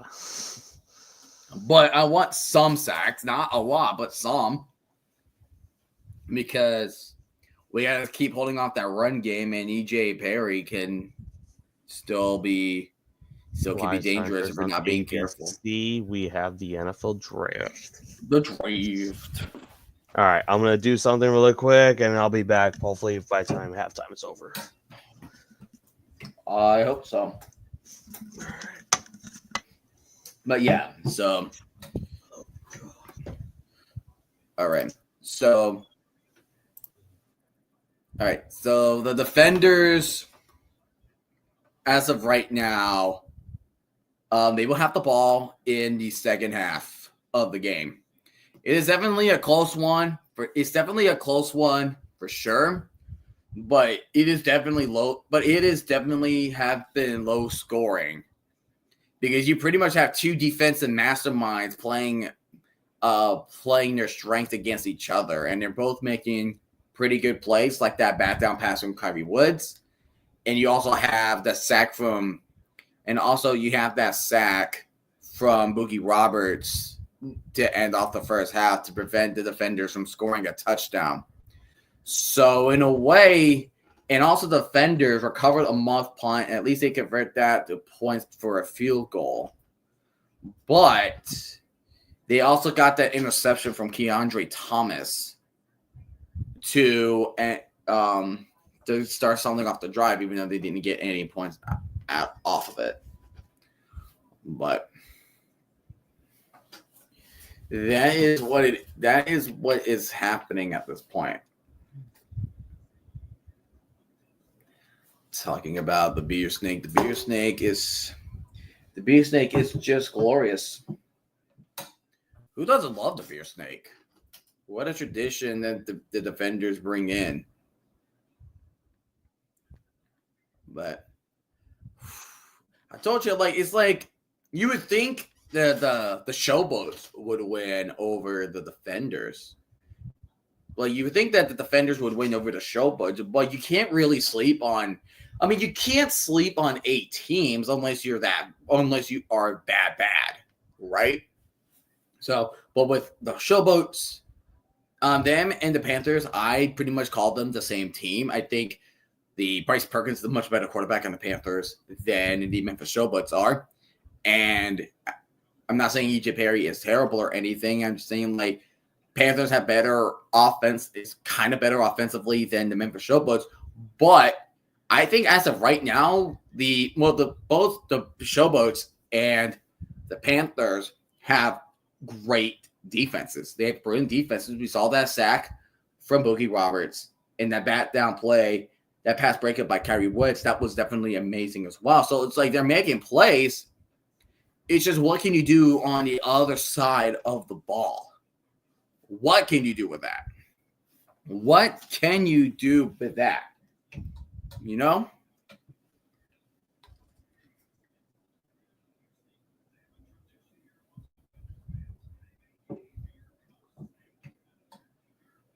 What can you do with that? And, of course, I remember, they're talking about the time that the beer snake was broken up.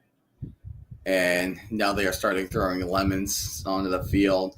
You never interrupt the beauty of the beer snake.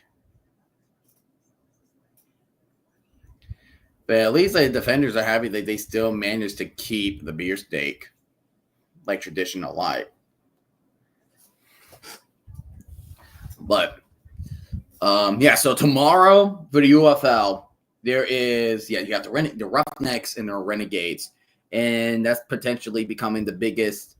That's going to become the biggest favorite so far that we have seen this season of the United Football League. The Renegades are favored by 10 or 11 against the Houston Roughnecks. The Houston Roughnecks are a big question mark. They still got to resolve a lot of things. But regardless of the performance of Anthony Brown, a performance last week against the St. Louis Battlehawks, the Roughnecks are still rocking with them. But if he still continues to be horrible, I would just bring Nolan Henderson in. Imagine if Bill Belichick was UFL. Oh, dude, Bill Belichick in United Football League, he would have been cheat code. That would have been cheat code by all means. And besides, he's already down at North Carolina. So, and I believe North Carolina is playing on Labor Day. They're playing on Labor Day at night against TCU. So that is definitely one way to get yourself started on prime time on your first debut. Yes, and the defenders also have 3 tackles for loss, one by Robertson, one by Anthony Hines, and then one by DeAndre Baker. DeAndre Baker's been great. I like DeAndre Baker a lot. And then, of course, there's also 3 tackles for losses, one by Roberts with the sack. There's also Eli Walker and PJ Hall when he just shot that gap in that line. That was definitely very impressive right there. The Labor Day game is the only college Monday night game. Yep, that is right. That is the only college football game you're going to see on Monday night. And as I mentioned, I believe it is the North Carolina versus TCU game that I mentioned. And I think there are other games too. Like there's also some games on Sunday, if I remember serving my memory correct. And I think one of them, and Florida beats Auburn 79-73. So Florida is going to the national championship. Kudos to Florida. Anyways, let's see here. Where is college football at?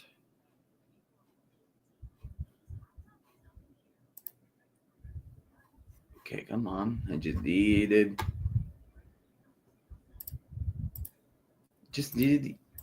ESPN. Come on now. I just wanted the schedule. Yeah, other than the national championship. I don't know why they put. Here's my thing. Like, why is the national championship on a Monday? You would think it will be on a Saturday. You know? Maybe NFL play, but I don't know. I find that odd that they put the national championship on Monday. That is 100% confusing. Or let's see here. Going to go all the way down from here. So, so Sunday, so there are 3. At 7:30 is Notre Dame in Miami and South Carolina versus Virginia Tech in Atlanta. So I would say it will be afternoon game in South Carolina, Virginia Tech. And yes, so Monday, September 1st, Labor Day, TCU, North Carolina. Oh my gosh, tickets as low as $283. Jeez Louise. And freaking what's better? What is better than North Carolina hiring old coaches? Because their previous head coach was Mack Brown. Mack Brown was the previous head coach. So what could be freaking better than that, huh?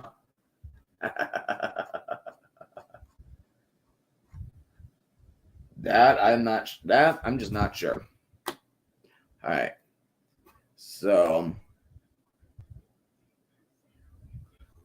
I feel like it may look like we are back for the second half action.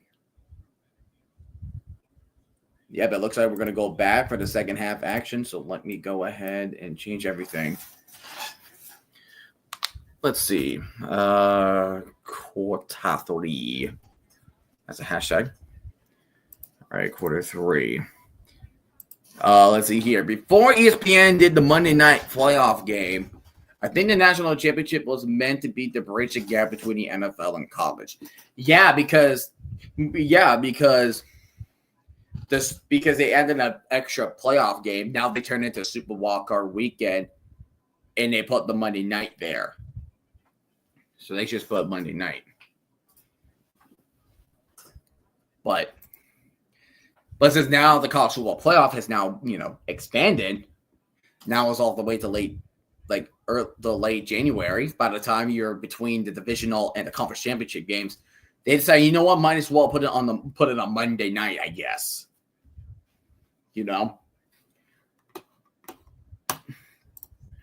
So that is mainly what that's what the case was. Yeah, Memphis, they are expecting deep shots, home for interception. Time was inaccurate. Yeah. I told you the DC defenders is just very inconsistent. They're just so dang inconsistent. I don't know why they are so inconsistent. They were very inconsistent last year, and they're still showing signs of it. I just don't know what do you need in order to kick it off?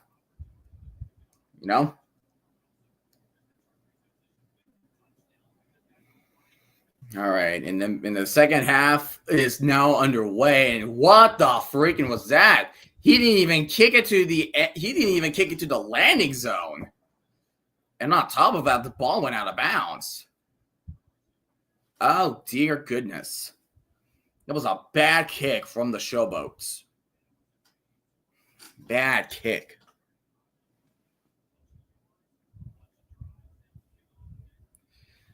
But the defenders will start. I think they'll start at the 40. It used to be the 50 back then, but now it's at the 40. Don't want to make it too harsh to give the opposition some trouble. So Jordan Tayama will be back. Will make it start in the second half in the field. And yeah, that will be on the 40-yard line. And SRG is still not back. Okay, so that's fine. Hopefully, you missed a couple plays or so. Jordan Tayama will take the snap, and he's going to hand it off to Deion Jackson. And Deion Jackson will get a 7-yard pickup off the left hash at the 47-yard line. It will be second down and 3 for the defenders. So the defenders' rushing attack, because of the absence of Abram Smith, the running attack was definitely absent. And you're going to hand it off to Jackson again. And then Jackson, I don't think he got much there. So he pretty much did the same run play twice. He just went up the middle, except he went a little left. But this time he went a little right. So I don't know what you were expecting your defenders. But 3rd and 1. Hand it off again. And he does get the first down, and he will be down at the 49-yard line. So Deion Jackson did enough to get the first down. He did pick up 11 yards of it. So at least it was that. So at least it was that. And then you're going to hand out that Jackson again. They keep handing out that Jackson, and Jackson got a 6-yard gain right there.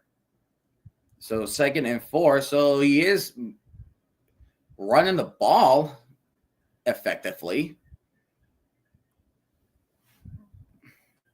But now, 2nd and 4. You need to get to the 39-yard line. There's Ty Scott in motion. Now there's 3 wideouts on the right side.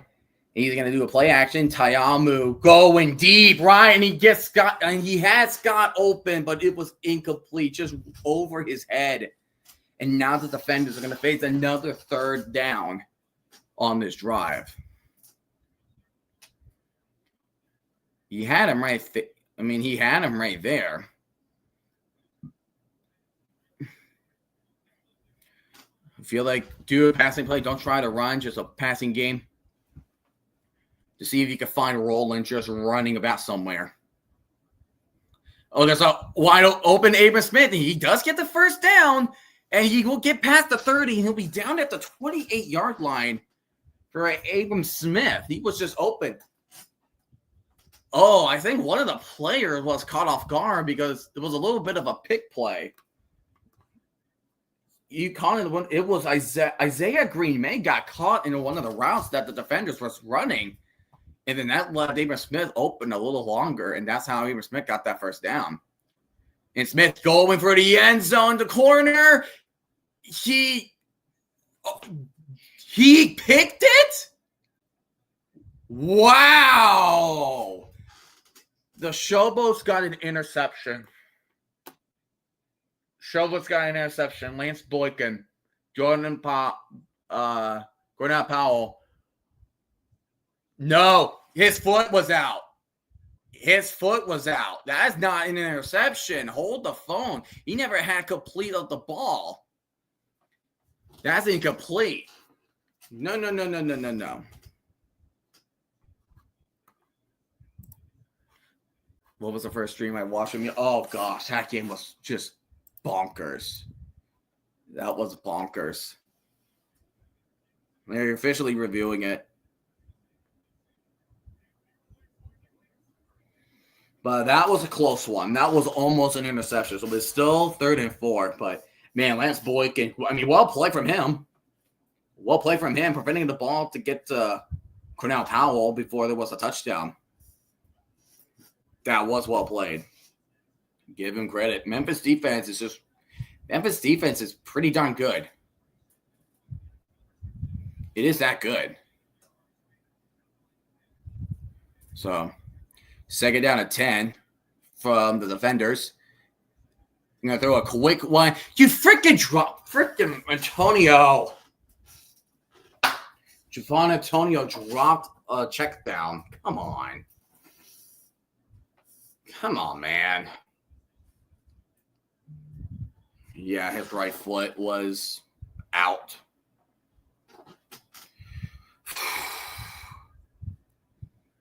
Defenders on the 3rd down at 10. So they need to get to the 18. So Tayamo dropping back and pump fakes it, and he's trying to get to Smith, but the pressure got to him, and that ball will be incomplete. So 4th and 10.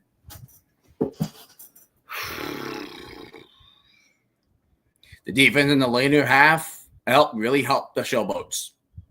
That really helped the Showboats right there. So now Matt McCrane is going to come out and try to attempt this field goal. That is a 46-yard field goal attempt from Matt McCrane.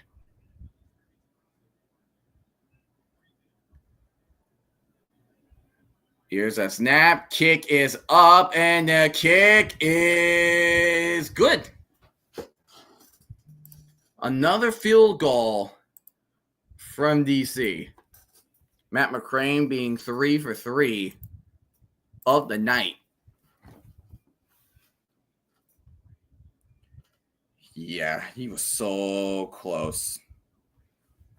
Lance Boykin of the Showboats was so close to getting that interception. So dang close.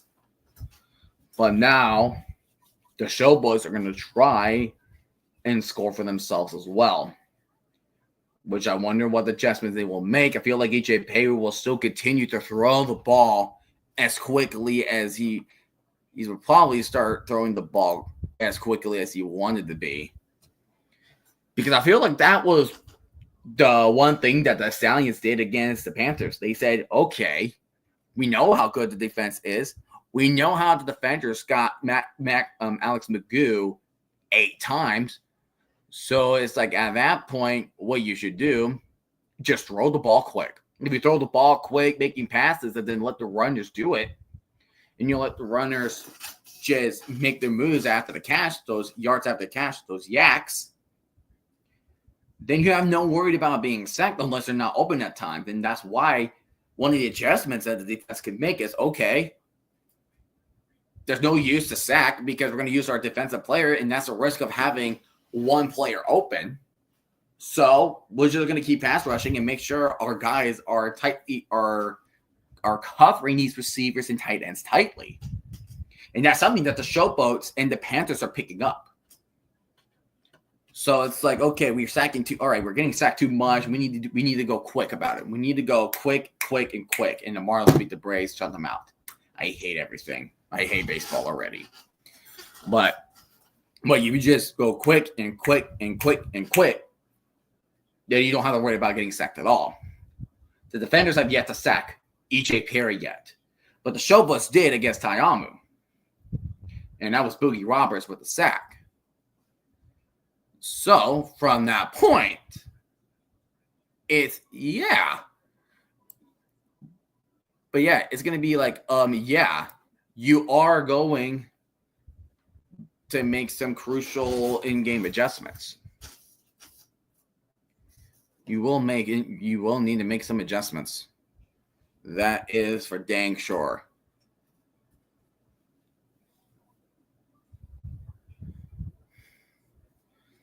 So, now where does this bring us? I don't know.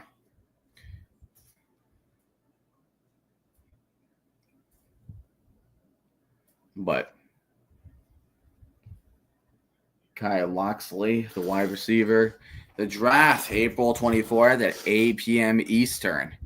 That's going to be a lot of fun. That will be a lot of fun.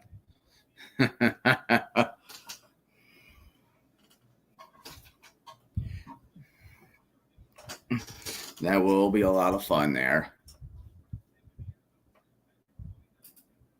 So now the defenders are getting ready to kick this off away.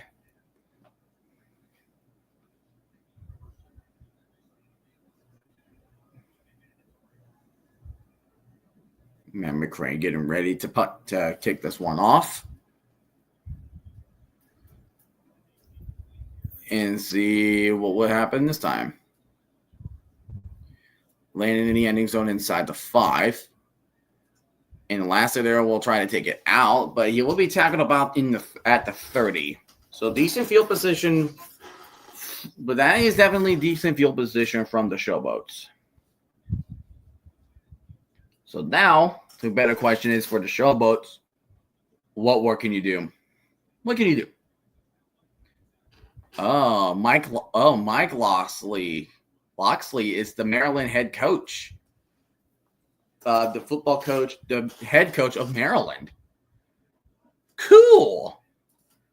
Good to see him. All right. How you doing? You all right?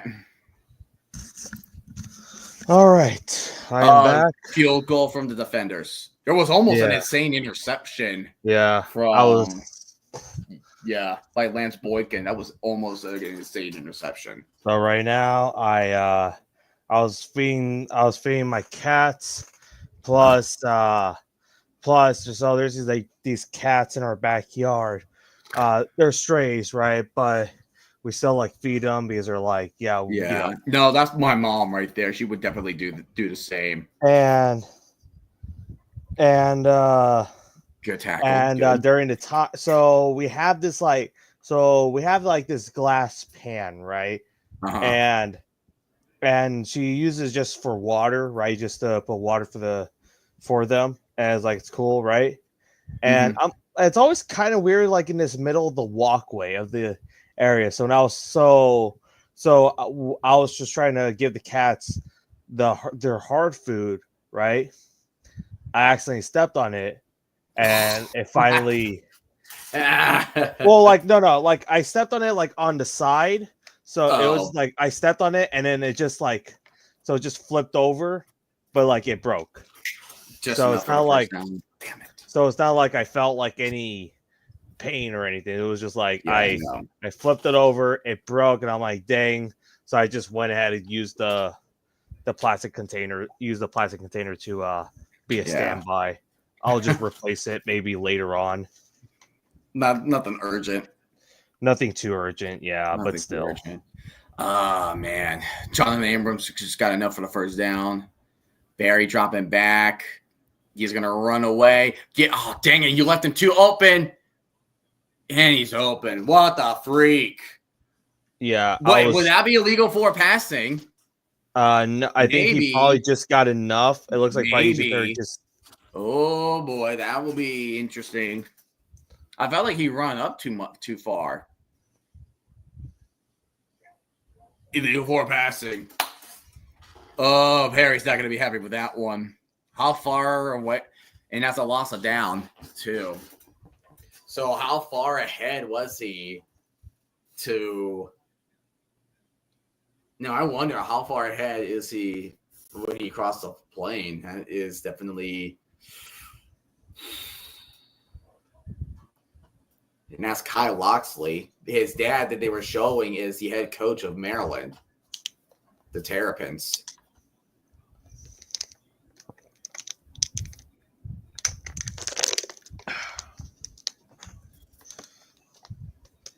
All right, 2nd and 7. No, they're saying no. There's no illegal forward passing. Wait, how far are you? I might still replay. Okay. I guess at ESPN. No, that's not it, because you have to have your whole. No, what it is you have to have your whole body, and they just got big gain. All right, ESPN. I guess send me back to the actual live. Where are you at right now? I'm at 1st and 10 at the 20. All right.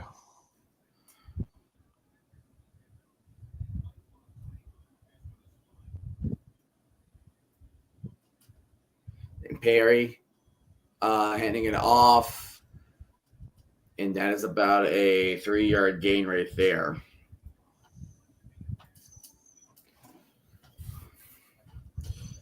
Two big plays back to back. Not ideal. That was definitely not ideal. So now you're facing 2nd down and 7. 2nd down and 7. That's Perry in single back formation. And he's going to hand us off again. I think not yet. He does not get it. Okay, I thought he got it for some reason. I'm an idiot. Is the game on ESPN as well? Yes, because it's on ABC. Yeah. So if you watch the UFL and there's any games on ESPN or ABC or ESPN2, you can watch all the ESPN type games on ESPN Plus. Yes. All right, 3rd down 5. They need to get to the 10. Need to get to the 10. Perry, drop it back. And throws it. Oh, almost picked. Oh, I was almost picked. But it will be a 4th down, and the Showboats will bring in the field goal unit to make it a 3-point game once again. I saw a little bit of defender's hand touching the helmet. I think just got enough. I think they barely. I mean, a little tap, so it wouldn't probably be enough for a face mask. So it will be now a 4th down and 5, and we are going to 33-yard field goal attempt. Matt Coughlin. He is perfect so far this season, and he will continue that streak, and the field goal is good. Are you doing an announcer's jinx? And no. never mind. No, I'm not. And it's now the score is 6-9. Nice. Hey, nice. So 9-6 defenders. 6:43 remaining in the 3rd. Defense is definitely showing some stuff. It's like both teams are getting they're getting to each other's opposition of the field, but there's just no execution for touchdowns, and that is definitely unfortunate in this case. Yeah. Like, I feel like whoever breaks that streak could be the winner. Because both teams are doing well defensively. I feel like it comes down to the one that, okay, who's going to get tired the most? Which play is going to be the one that is tired the most? Hey, you want to hear great news? Marlins beat Braves 4-0.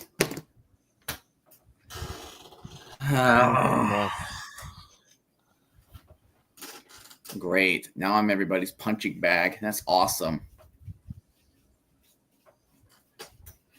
Just like the Jets of the NFL, we're everybody's favorite punching bag.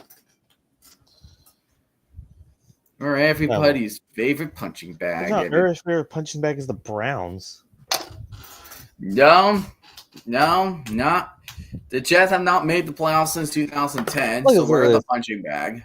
I mean, no. At least, you guys didn't sign a certain type of quarterback, or at least you have won a playoff game more recently than the Dolphins Raiders. Well, yeah, but it doesn't. That doesn't excuse, because you know what they're gonna say. Oh, we get more Super Bowl rings than you. They're always gonna go. They're gonna go that to now. They're gonna go to that argument 99% of the time. Yeah, because they want these. They want the super. Because they want to use history as their facts.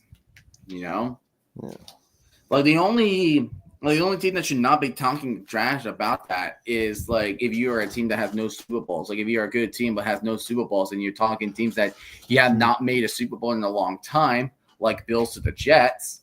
And then I said, you know what? I'd rather win one from the 1960s than not winning one at all. Yeah, that's true. You know what I mean?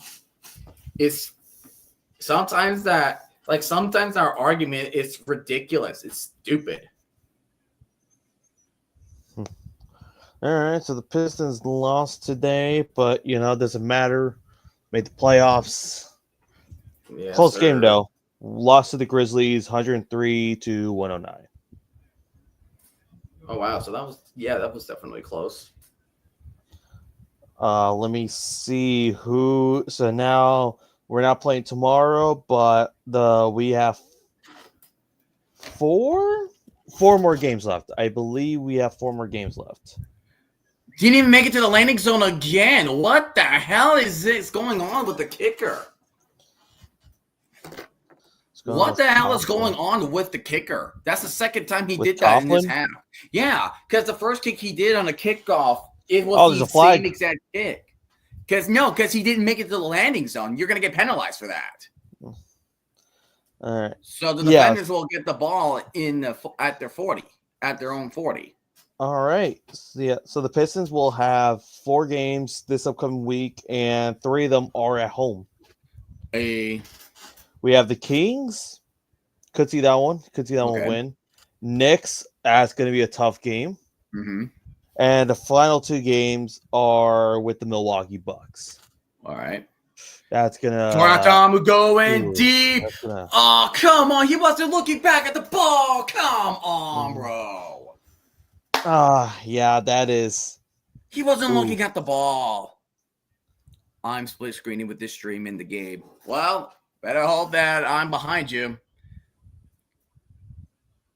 Dude was not looking back. How is that not a penalty?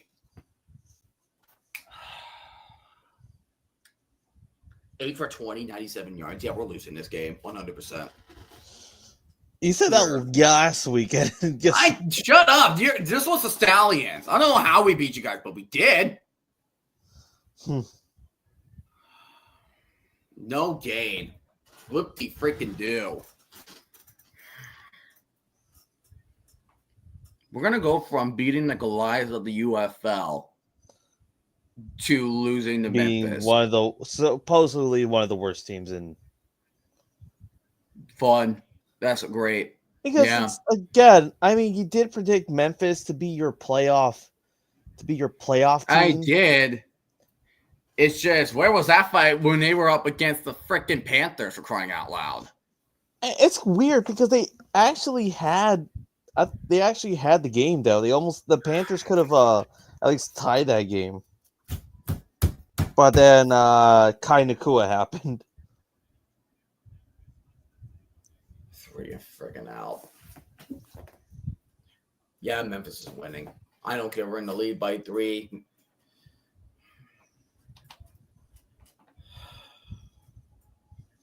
All right. Is this also you also got to put in concerns for Jordan Tiama too? He's the Anthony Richardson of the UFL. Now he's 8 for 21. Yeah, because like back then in 2020, he was looking pretty solid. In 2023, of course, he was an MVP candidate. And like But the last 2 seasons have just been it's been very inconsistent. And Bradley Moore is getting out of it, one of the Showboat players. And also the defense, like we are not freaking sacking this guy. Yeah. So I mean, again, I wouldn't be opposed for a quarterback change. Not right now, but I mean next season, who knows? Just depends. It depends. Just And they're showing depends. yesterday's game or seeing the coach's handshake of yesterday's game. Yeah, Stallions and Panthers from yesterday, 21-12. Panthers yet to beat the Stallions since the USFL revived. Heading off to Derenick Pierce, and Pierce will only get about a 2-yard gain off of that. So now it's second down. 4.5 minutes remaining in the third. And it has been a tug-of-war game tonight. Perry is going to hand this off to Pierce again. And he will be down about the 26. There's a flag on the play. Holding on the offense. So that will be about 2nd and 18 now for the Showboats.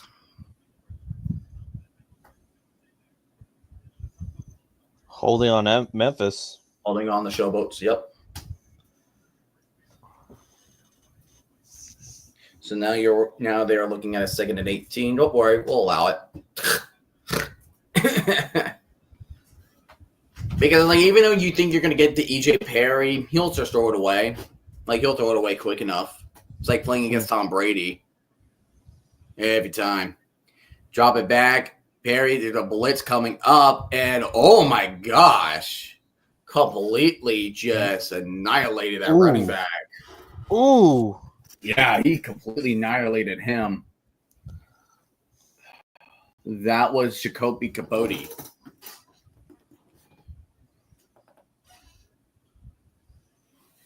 So now you're still at 3rd and 18 for Memphis.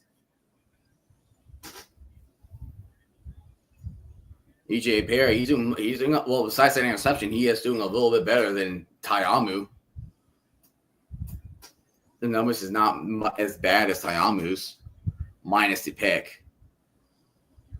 And there you go. Now we got him before the 15 too. So hopefully we get some decent field position.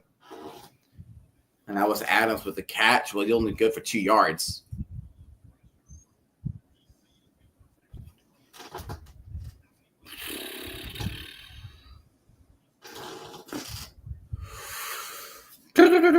That was Kelvin Joseph with the tackle on the Jonathan Adams.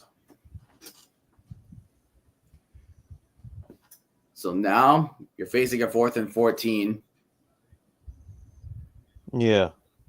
And punting time. And here comes the punt team. Matt Mingle. And he will boot that thing up in the air. Whoa, that was a bad kick. Didn't even go to the defender's kick side. It is going to be wow. He did on defenders is going to be on Showboats territory. He's on Showboats territory because the ball didn't even make it to defender territory. That is definitely a question of concern. Yeah, look at that. Tyamu 9 for 22, 197 yards. That is concerning for me, like accuracy wise. Like Jordan Tyamu is becoming inaccurate. Yeah. Yeah, he hasn't been the same. He has not been. He's not been the same. It's not the same one. Yeah, so we're gonna have the ball at the 43. So 2:29 remaining in the third. Tyamu and shotgun. He's gonna hand this off to Smith, and Smith's gonna try to run up the middle, and he will almost get the first down. There you go. All right, with a 9-yard pickup. And nice for Smith. 9-yard pickup there for Smith. Now we're gonna get stuffed, throw, and incomplete, or we're gonna go stuffed, then stuffed, 3 and out. What is going on there? Okay. All right. I guess the reporter just ran into Mickens and Abram Smith trying to muscle this away. I mean, okay. That's the first down, of course, at the 29-yard line now. You know, I cannot wait for 2028 with the Olympics when flag football comes in. No, we should do ice. No, ice skate football. You know, we're gonna run in the ice. You know what?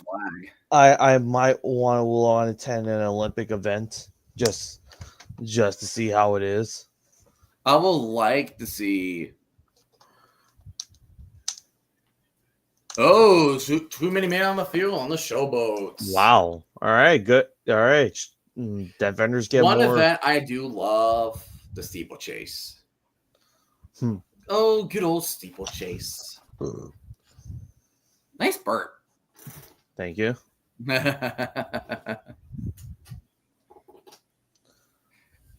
Just have Handlers lay out the desk. You say, "Nice burp." Right. Thanks, man. First and 5. First and 5 All right. now. Give it to 25 and handing off to Deion Jackson, going to the left side. Oh, I thought he was gonna break free. Good tackle by Walker. Eli Walker. I thought Deion was gonna break free. And the Giants right now said they extended their lead over the Mariners. Ooh, Thomas will not be happy. It is now 2-0. Game started about an hour ago. In what inning? Right now it was bottom of the 4th. Fourth. Much better than what the Braves are doing this season. Anyways. Yeah, the NL West right now, or at least the Giants. It's freaking Padres, tough. The Giants, Padres, and Dodgers, they are going. And then there's Rockies. I mean, Diamondbacks is doing all right now. They're still like in it, but and then the Rockies they just exist. It's like the Braves right now. We just exist. Meanwhile, in the AL Central, apparently everyone's Comedy Central. They're the AFC South right now. They're the no. It's not what Urinating Tree puts it. They're the AL Comedy Central. Yeah. All right, second down 4 with 50 seconds remaining until the third pass is complete by number 3. Flag on the play. Of course, and there's a flag on the play. But the AFC, but the AL Central. I mean, the Giants would be number 1 in the AL Central. The Padres would be number 1. Hell, the Braves will be in contention for AL Central at this point. And it's on the defenders. Illegal formation on the offense. So it's like having second down and 10 again. Yeah. But right now, even though we're doing good right now, but I know I'm waiting. I just know what's going to happen. It's like we're going to play good because it's like early April. We're like, we're still healthy. And then by the time May and June rolls around, we're kind of like, okay, there's the time to get sluggish. There's the Giants, I know. There's the Giants, I know. Unless we pull some 2021 Diamond on his rolling, and he's gonna have blockers up for him. Unless we pull some 2021 season, like miraculous season type a deal, but I'm not sure. Because I mean, on paper, the team like the Giants should not be bad. That's the thing. The Giants should at least be like in wildcard contention. But like we always shoot ourselves in the damn foot every time we do. Like, all right, are we gonna get one more play before the third quarter ends? 3rd and 3. Here we go. 3. There it looks like we're gonna go into the 4th quarter. 3. Yep. Oh my gosh, bro. Still, after 1 quarter, it just 3-3 in that quarter. Just 3-3. It was 3-3. Then it went to. It was 3-3. Then it went to 6-3 at halftime. Then it went to 6-9. Nice. Now it's 9-6. God damn it! I thought we passed that. This freaking team. I mean, again, I expect this is a game where I was just like, this is going to be a very defensive affair. I kind of figured, but I was saying maybe the defenders would have taken care of business at this rate. That's what I was feeling. I thought both defenses would have been like a little more exhausted, but you know what? I still give props on both defenses tonight. You know, they've been showing they've been holding their ground. They've been holding their ground. We still haven't sacked Perry once, or at least the quarterback once. I mean, we got the interception off. I mean, I'm happy with that. It's just and that muff punt return earlier. Yeah. Like that's the and then the muff punt, like that was one of the turning points of that game. Yeah. So again, one more quarter. You never know.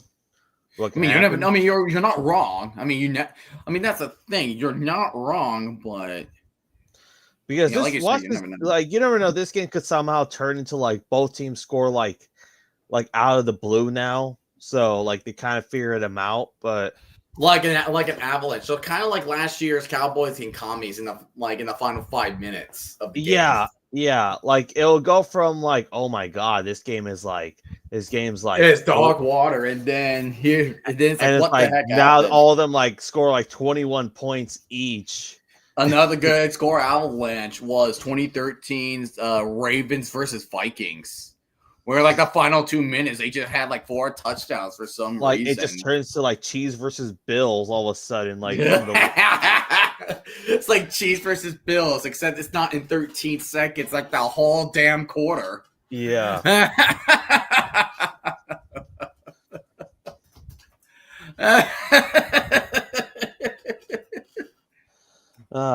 Are you able to like at least join chat for Brahmas and Battlehawks? I will try. What time's the game again? 6 in your time is 3:30.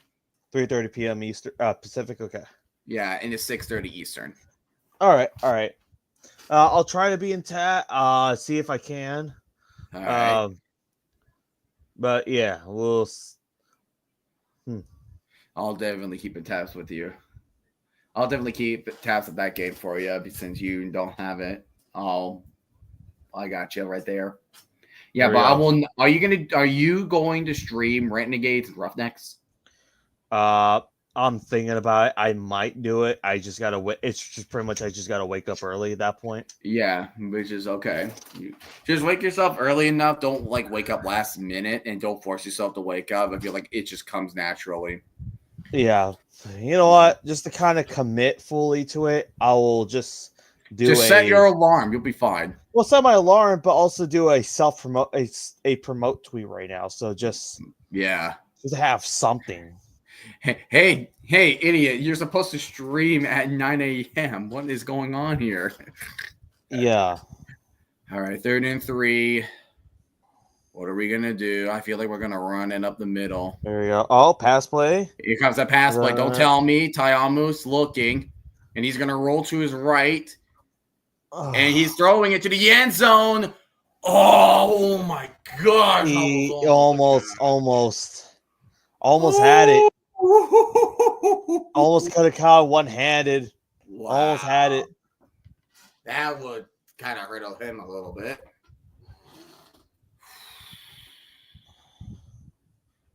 I do like the UFL update, at least where you're like able to go like to your team, but then it's like there's times I'm like, I just want to see the full schedule for the league. Thomas said on one stream at 6:15 a.m. and then he fell asleep. Yeah, that's the Germany game. I'm aware of that. You guys have no match. Oh, Ty Scott is just on. At least I was awake because I had to go to work at 6 a.m. Ty Scott is just squatting in pain. And then not only the other time, Thomas, remember week one of ESPN Monday Night Football with the Jets and the Niners? You fell asleep like in the 3rd or 4th quarter. Oh my gosh. And we were nervous and we're like, oh no, this man's stream is about to continue on till God knows when. And after that, it's like, nope, they just cut the stream. We're like, okay, good. No comment. Right. No comment. All right, Matt McCrane. Here we go. He's gonna go for his fourth attempt. Fourth kick of the night. I think you're ahead of me again. Damn. By like a few seconds, but it's still.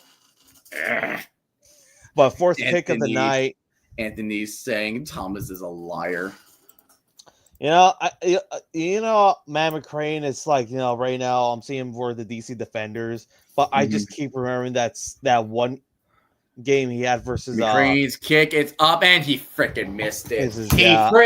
Missed it wide left. Are you freaking kidding me, I heard bro? someone ditching me during the election stream. No comment on that. Oh, no God. comment on that.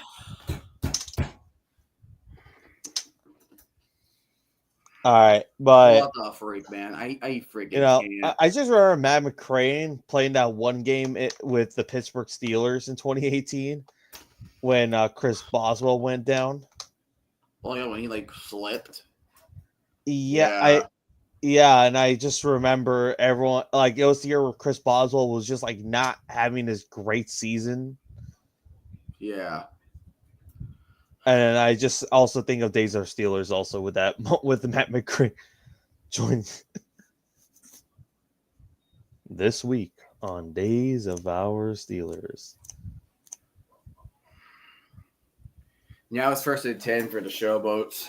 EJ Perry and shotgun. This has just not been a good quarter for the defenders. Okay. Well, not only that, Thomas. Oh my gosh. Are you freaking kidding me? Well, not only that, Thomas, it took you an extra 2 minutes to realize who won the election. I had to go back to the film and I saw where the result happened, and I was thinking does Thomas know or I was just making sure, and then it took you about a minute and 40 seconds to realize, oh, the guy the person won the election. And 7 yards. I'll not say what happened there. Oh my gosh! And he got another first down, and now all of a sudden is cooking the secondary like it's chicken. Almost forgot what I was gonna do right now, but I am gonna just do a random tweet. Before that, let me go to Canva to make a thumbnail. Yeah. I mean, I guess a Battle of Texas. I guess I could do that. Another Battle of Texas. Yeah. The backup battle for Texas. Duke is leading Houston at halftime 34-28. Winner will play Florida. Ooh. Oh, gosh darn it. Big run. Are you freaking kidding me? We're just all of a sudden not stopping Memphis on the offense now. This was the defense that sacked Magoo 8 times? I'm so confused with the team. The inconsistency again. This is a team that sacked Magoo 8 damn times. And there's the stuff run right there. Thank you for that. That was Devon Sean Maxwell. That's Scott right there. That's Niles Scott. But I don't understand the defenders. Last week, 8 sacks. They had 8 sacks against Magoo, the Stallions, for crying out loud. And you can't even get a sack off of EJ Perry. Should I just put for my background? Should I put Texas Roadhouse? I don't know. Maybe. That's up to you. 2nd down and 12. Perry drop it back, and he's going for the slant, and he's just doing it over the receiver's head. That is incomplete. So now it is 3rd and 12. Well, the game's going to be at, Choctaw? He's in Choctaw Stadium. Yeah, all right. We'll just use Choctaw as a background. Why not? I use the stadium as the background, and of course I made it darker. I do that, but then there's also times you just want to be creative with it. So it's just yeah.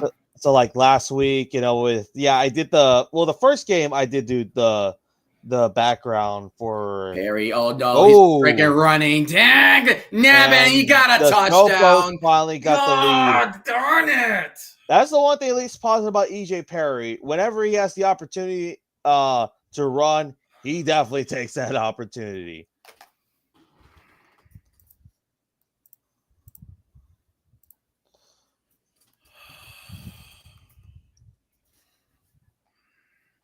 I'm telling you, dude, we're losing this game. I told you we were losing this game. Yes, I predicted defenders, but You don't sleep on a team like the damn Showboats. Yeah, it's not 2024. This is not 2024. And they're going for a 1-point attempt to make it a 4-point game. Trying to force us a touchdown. And stuff. Free. And it is stuff, so it's still 3 points, but damn it. MVP tonight for the defenders. You got to go with Matt McCrane up until now. Well, but even then, like McCrane freaking went wide left. He went wide left in the last one, and that led to the Showboat scoring. Like there was just nobody on the right side. Like you got to keep on an eye on Perry. Like we're just allowing a repeat of what Magoo was doing rushing wise. And also, this is kind of similar with like EJ Perry during his time in Michigan too. He's like you see some of the, especially like that final drive against like the Battlehawks. He was like legit using his legs for sure. Well, that's another thing. Like EJ Perry's great with his legs. Like, again, like I don't know how we can sack Magoo 8 times, but not. I think like again, this is I'm not like gonna like try to say excuses in any way like about Magoo's performance. It was like a mixed bag for sure. But I can say this: it was when you got to think about it. This was Magoo's first game versus an XFL team. Well, yeah, but it's But the thing about it, but regardless, it's like that. This is a Stallions. This is just Alex Magoo we were talking here. Yeah, I feel like what it is. I think, and this is kind of also referring back to 2023. Great MVP season, but there is a way you can stop Magoo. Well, you guys did, of course, but if you want to go back to the film, there is a game day you can look at, or if you guys are able to at least mess with Magoo, not give him an opportunity, not let him to run, then you guys have a shot. And that was the game versus the Gamblers in 2023. If you saw that Gamblers defense, it was still very solid. It was pretty solid. They were able to stop Magoo and his rushing ability, and they were able to kind of frustrate him. And that's what you guys did there, and I'll give you a toss for it. But yeah, definitely. And again, it's like you're coming off of that game last week, but then now it's like, okay, here we are beating Goliath here of the UFL, but then now we're playing against one of the worst teams from last year, getting wrecked. I think it's happened for you guys last year. You guys beat the Brahmas, but yeah, you guys couldn't find a way to be like the Battlehawks of all teams. We couldn't beat the Battlehawks twice. Like we lost the Battlehawks twice. We lost to the Renegades once. We got wrecked by the Brahmas in week 2. And even then, you guys almost got swept by the Renegades if they didn't chug that lead. Yeah, we almost got swept by the Renegades, so we would have been 3-7. We lost convincingly to the Panthers. Like I just don't understand the defenders at times. I really don't. It's really have been. I don't know. This team has just been confusing me from last year to this year. Yeah, it's like, what team are we? What team are we exactly? Look at that! You just gave it that hole. Like, are you guys a defensive squad? Or are you guys focus on just purely offense? Like, what is? I don't know. That's the problem. We don't know why we are so inconsistent all the time. Like 2023, there was like everything. You guys had everything. Like when everything's like finally like connected, you guys are able to be dominant. You guys are able to show like you can be the best team in the league. And we can, but not like this. We're losing 12-9, and I know there's 11:47, but Memphis just scored a touchdown, and they could definitely do it again when they get the ball back. Which that's exactly what I'm kind of fearing right now. Down at the 25 for the defenders.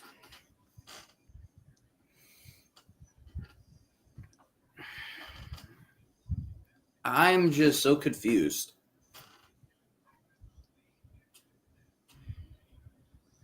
Like, I don't know how other Defender fans are feeling right now. I'm just confused. Well, let me alter a bit of the Renegades background. The attendance for tonight is 13,142. All right, nice.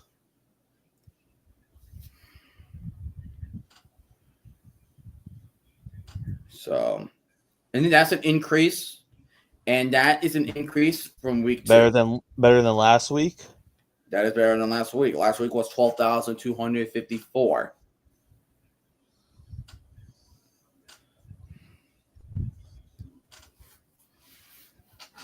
Only 1-yard game. Yeah, that's totally expected. Good job, defenders. You really make me happy. Not really. And who is down on the ground here is Abram Smith. Yeah. Yup.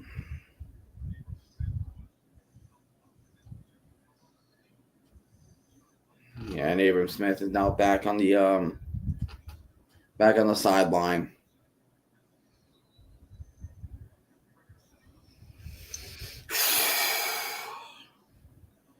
Second down 9. Drop it back. Tayamu throws it. There you go. Ty Scott. What the hell are you going backwards? Just fucking run forward. Why are you running backwards? No need to walk. Don't need to run your way around so you avoid tackles. Just run straight forward, for crying out loud.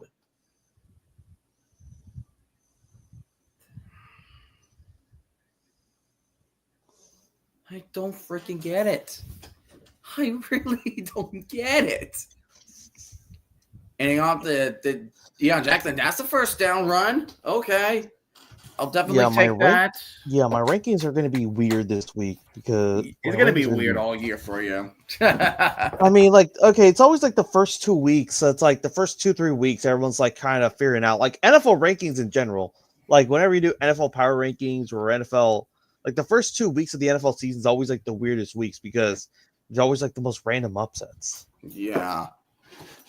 Deion Jackson picked up several yards on the run. I think that will be second down and 7 on the play. And the clock will stop at 10-12 because there is an injured Showboat on the field. Ooh, Boogie Roberts. Oh, and that's Boogie Roberts. Oh, and he's holding on to his knee. And he's holding on to his knee. Oh, goodness. That is definitely not good for the Showboat. Not great. Not good at all, man. That is definitely not good for the Showboats. That's Boogie Roberts, the one who got the sack on the Tayamu earlier in this game. Yeah.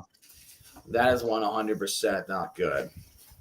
It looks like EJ Perry and Ken Wisenut are looking bonding. Yeah. Well, at least that's something. I mean, like, at least, like, it shows at least, something. Like, because right now it's been 100% snaps to EJ Perry all night. So, yeah. So I'm thinking it's like Ken Wisenut's just trying to, like, hey, let's just try to get this all together. It's just one game. I could also see a potential possibility of like Memphis definitely beating the Roughnecks if the cards play right. Yeah, but then again, after last year, last week 10 was peak tank. It was weak. It was peak tank. Peak tank, baby. It was a pink tank. It was a peak tank ball. Women's college basketball national championship is UConn versus South Carolina tomorrow. Yeah, so right now you're looking at second down and 6 for the DC Defenders with 10-12 remaining, but don't know if Roberts is still down on the field or they're going to get ready. It looks like they're about to get ready. All right. Well, let me check any fonts. I'll do for this one. All right, we got second down and 6 coming up. Toronto Tayamu will be in shotgun formation. He's going to drop back. He's going deep down the middle. He finds Roland. Past the 20. Past the 15. Wow. Tries to get the man off of him, but he will be down at the 11. All right, nice. Come on. Let's go, Chris Rowland. All right, UFL game reaction number 5 now. For you, yes, for this year, number 5. Wow, he was just open. Thank goodness that was a good throw. 45 yards for Chris Rowland right there. Heading off that Deion Jackson up, then try to go up in the middle to the right side. And it will be down to the 3, and it will be second down and maybe just a yard short. Yellow for game reaction. 2 yards short of the first down. Roughnecks versus Renegades. Versus Tayamu under center. He's going to hand this off to Deion Jackson. And in the mix, and he's pretty much not going to go anywhere with this. So now you're facing third down. So, I mean, you still have a chance to tie this game. Still have a chance. But, you know, probably a touchdown is more necessary. Touchdown is definitely will be nice here. But a field goal will tie the game. A field goal will definitely tie the game here. Yeah.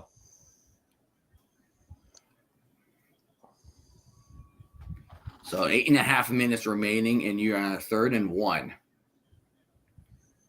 Tight end motion. Always, whenever I do my thumbnails, flag on the field. Whenever I do these thumbnails, I always want to add like a certain phrase to this. So like, you know how like last week I did like the Spring League Infinity War. Yeah. The battle at Memphis. So there's no flag, but it is a timeout from the defenders. Lone Star State battle number 2. Yeah, or like the alternative battle for Texas. And then you do Roughnecks and Brahmas. You could do alternative battle with the Texas North 2.0. versus South Texas showdown. Yeah. There we go. There you go. Yeah, there you go.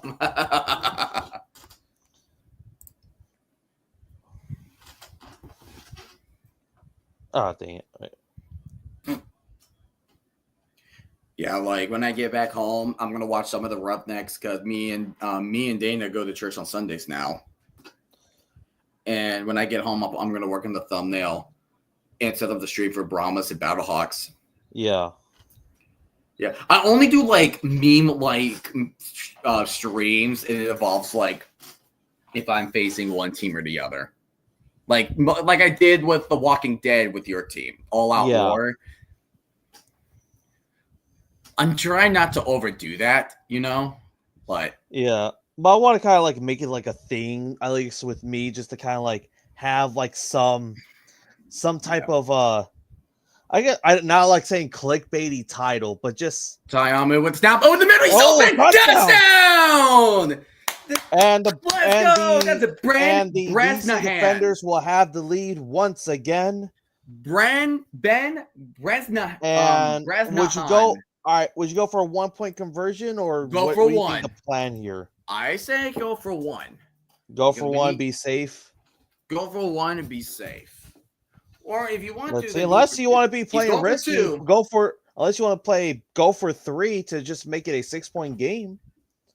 He's going for 2, so make it 17-12. Right. 12. So basically, be a rougher. It's basically going to be more tough to for the Showboats. Well, there we go. Just left the tight end, just opened in the backfield. Sorry, so there we go. 2-point attempt. Right. Powell will be in motion. Yeah, and rolling. Oh! Whoa! He got it! Yes! Let's go! It's the trickery! Wow, Roland. The defender special? Roland with the passing 2-point attempt.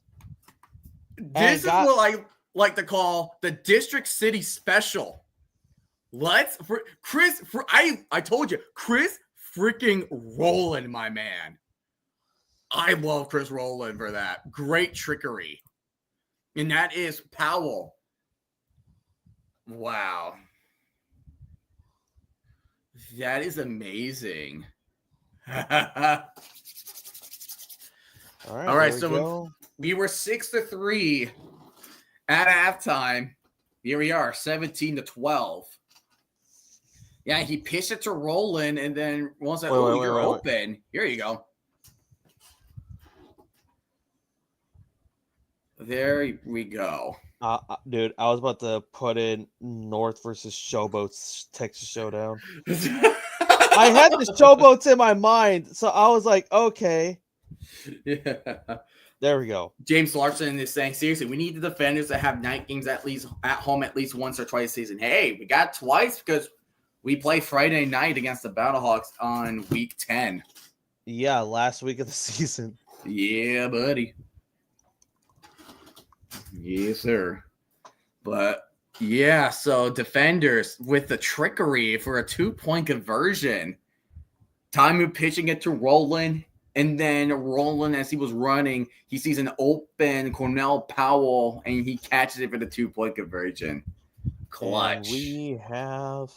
But now it's the defense. I am just really wondering because defensively, besides that interception, the defenders really hasn't. I don't know. It's just starting to be, I don't know. I don't know, man. But at least this is a nice game. It's a close contest like yesterday was.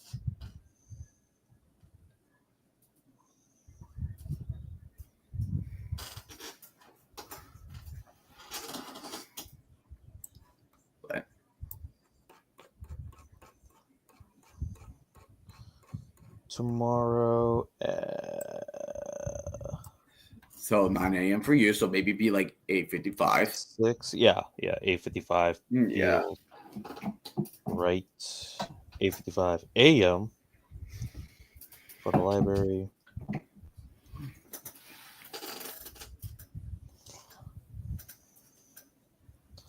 Hopefully, okay, it kind of stayed as a thumbnail right now, but I think it's probably going to tell me to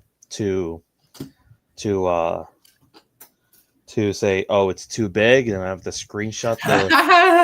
It does that. Canva does that to me whenever I put it on StreamYard. It's always like, hey, it's too big. You're gonna have to find a way to make it small. And I'm like, all right, I guess I'll screenshot it. Then. I just do like YouTube. I just press YouTube thumbnail, and then I just do it from there.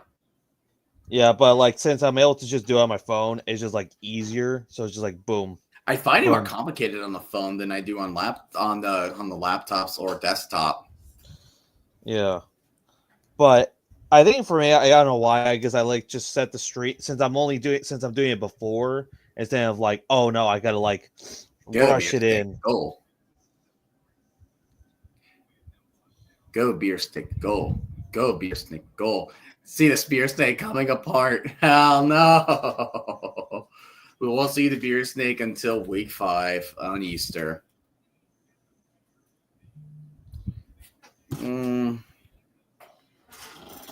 Beer snake will always be huge. And I'm glad the attendance went up for DC from last week. I'm definitely happy for that. And here it comes. Oh, he dropped it in the landing zone, but Stove will pick it back up, though. But he will be tackled at around the 21-yard line. And we will see. And here comes EJ Perry. Oh, brother. And there we go. All right. So live stream is set. The quarterback that is giving the defenders a good amount of trouble.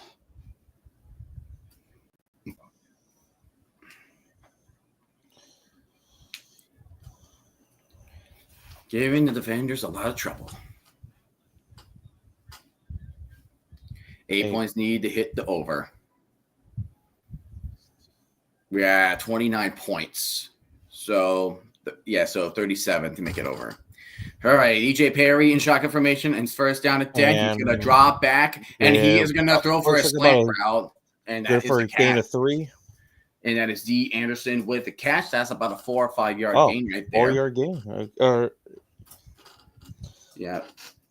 Yeah, 4 yard. That's a 4-yard gain. 8 minutes remaining between 8 minutes remaining. Second down, 6. Breaking off the huddle from the Showboats. Audibling. So you have 3 receivers on the right side. 3 receivers on the right. And you're gonna hand it off and you're gonna hand this one off to Prince. And Prince is gonna be a couple yards short of the first down. So now you're facing a third and 3 here with 7.5 minutes remaining. So this is a big third down. This will be a big third down for both sides of the ball.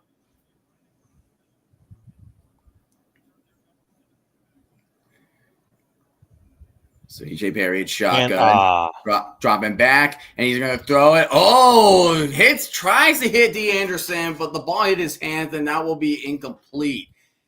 And there is a flag that's going to be on DC for potential pass interference.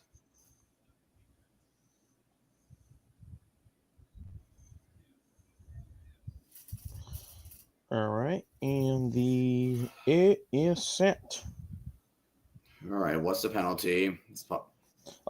Memphis? Hands into face on defense. That's an automatic first down. Oh. That's an automatic first down. Well, yeah, being on an XFL gym video this week. That was awesome. Yeah. That was on Joe Wallace. For hands to the face. Or illegal use of the hands to the face. So that's automatic first down. So that it is first down and 10 at the 33, I think. Yep, 33. First and 10. Perry's going to hand this off the Perry's going to keep it to himself, but then Perry, sweep from his feet, and he lands back down. And Perry's just like, what the hell? He's getting feisty. With the bottom of the 6th, Jung-Hoo Lee scores another one for us to make it a 3-1 lead. That is nice. Second down at 12 with 6:15 remaining. 10 seconds left on the play clock. Play clock winding down from 3. Takes that snap and goes deep. Flag. And of course we get a stupid flag. Come on. Dude, it's killing you. The penalties are killing you, man. Otherwise you would be we had a hands to the face and now potential pass interference on Kelvin Joseph. Dude, what is going on? But he was having his arm extended to him, so why are we? But he is grabbing this jersey. I mean, I would say you would definitely call that. Yep. Son of a gun, defenders.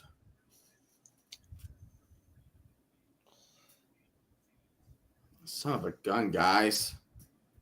Son of a biscuit. Exactly. Son of a biscuit, indeed. 8 penalties for 70 yards. Ellie still on Showboat territory right now.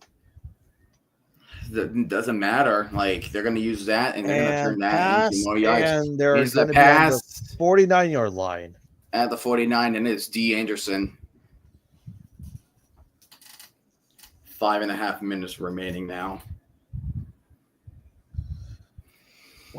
How are we gonna stop this? Like we can't stop Perry. That's the thing. We can't stop Perry. He just knows how to run and how to release it quicker. Perry, you got to give him time to cook. Like basically, he's kind of like in that. Give him time to stew, and then if he's finally ready to cook, he's gonna. Yeah, he's cooking. That's the thing. And Pierce trying to run up the middle, and now will be it to the 48. I think that's a gain of 1. 5 minutes remaining. This ain't Texas. 5 minutes remaining. Third down and 4.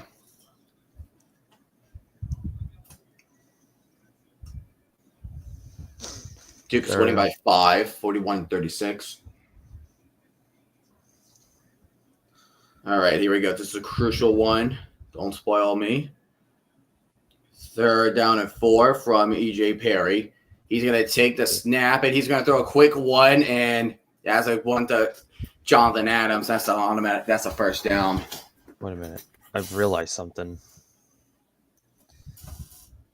So yesterday, my boss told me, like, if I wanted to go into work on Monday at 6, right, instead of my original time, Mm-hmm. I said yes because I'm like, yeah, I want to get out earlier.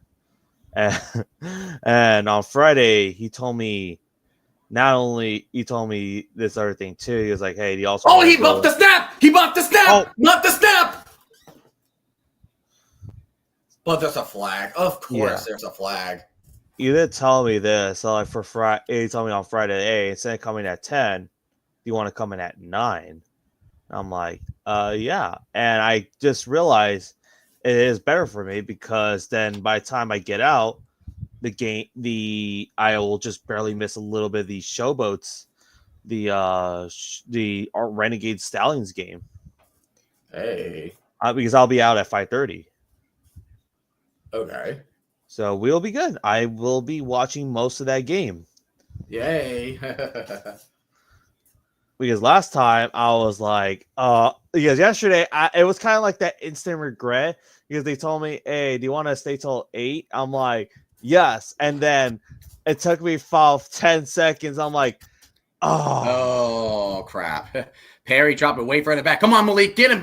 Somebody has to freaking get this guy. Oh, EJ. Come on. Okay, never mind. Somebody EJ Perry looked like he was down for a second. Man. I thought he was out for a second too. But no, I think it just took him a second to get up. Like, you all right? Like, yeah, just. They're taking their sweet time on the clock. They had the ball at like around. They're using the clock management well. They're a better clock management than was in the first half. Yeah, I do agree with that. So I think they just got to freshen up. They're trying to clean up some of the things right now. Yes, EJ Perry with the pass. Oh God. Jeez, Louise, number 9. Oh, you're saying incomplete. Jonathan Adams, that was incomplete. They're calling it incomplete, but Adams has been phenomenal. Like, he's just phenomenal. Wait.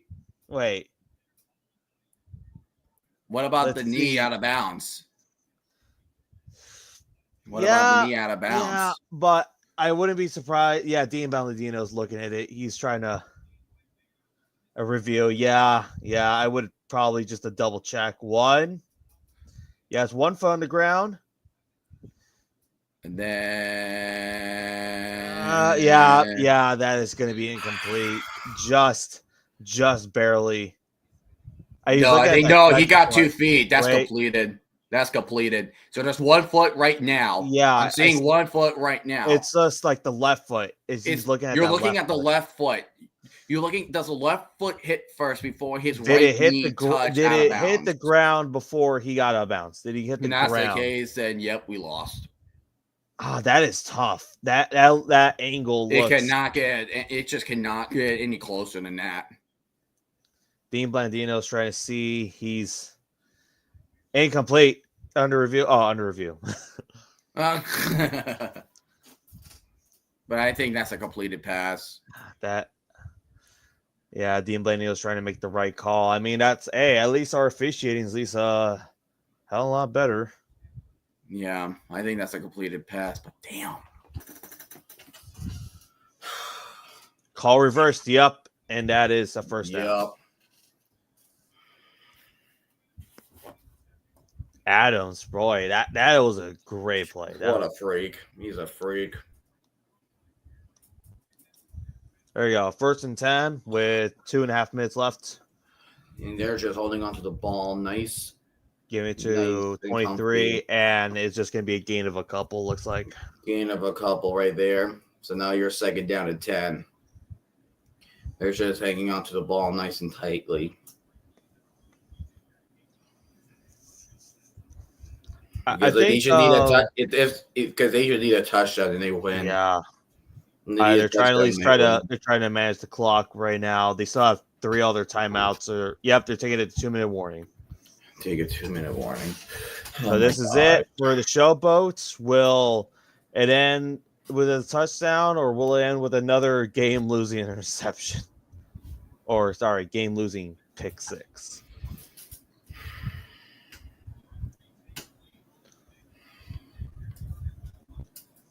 This game is just so confusing to me.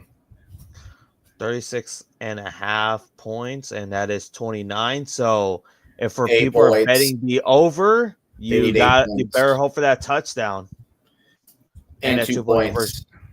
Because they'll probably want to keep it a 2-point get that 2-point conversion just to make it a field goal game. Yep. You know, if this game does go to overtime, I really want to see how this is going to go. I want to see how that would go too. But because both defenses, again, they've been doing well, but Memphis has been more efficient with the ball on offensively than what this past doing. quarter. Yeah, this past quarter for sure. Because you've seen it, and we're not getting pressure on the Perry whatsoever. Like Perry is just he's finally settling in now. He's finally settling in. Yeah. Because if this was last week, I think you guys definitely would have definitely shut him down for sure. You never know. I'm not using that hypothetical. I'm not using those hypotheticals right there because at the end of the day, you're not going to know what's going to happen. Yeah. So.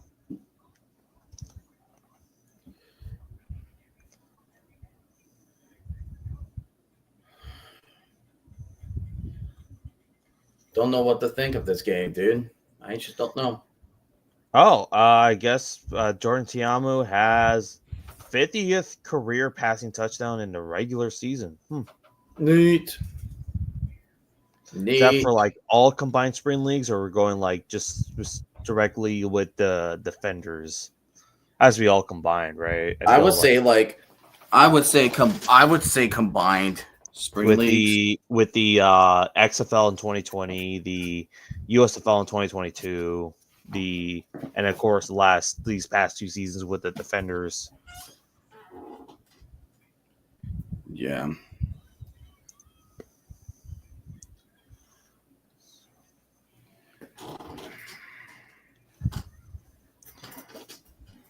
Just get the 2 minutes out of the way. Win or lose, I don't care at this moment. My heart has been just raising now. Great.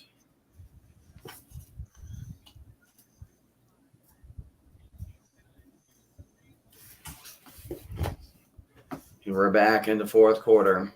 A lot happened. There you go.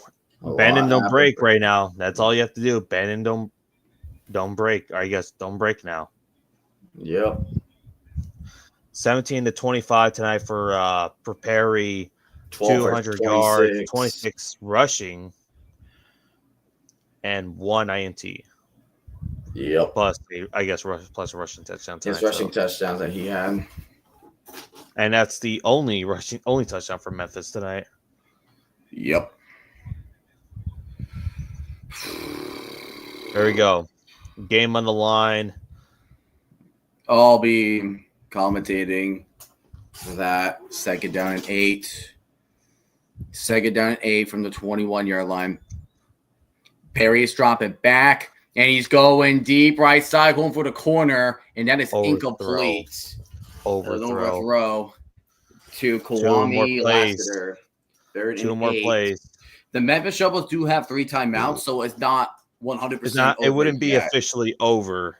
It's not over yet, but this is starting to get a little because here's the other thing too. Let's say they go for a field goal. Would they want to go on 4th and 12? That's another thing. Yeah, that is a good question. They might if they need to, because now 4th and 12 is an option. So now the game. Flag on the play. Is there a flag on the play? Is that going to be know who it's on, play a game or a timeout? 3rd down, I think. Memphis delay of game. Oof. They took delay of game. Damn. But they're probably looking at the situation. It's like, hey, we still have our kicker, so they're still like thinking like, hey, doesn't matter if we incomplete this pass, we'll just go for the field goal. So I think that's probably what they're thinking of. 3rd and 13 with 1:55 remaining. Oh, my freaking heart, bro. There we go.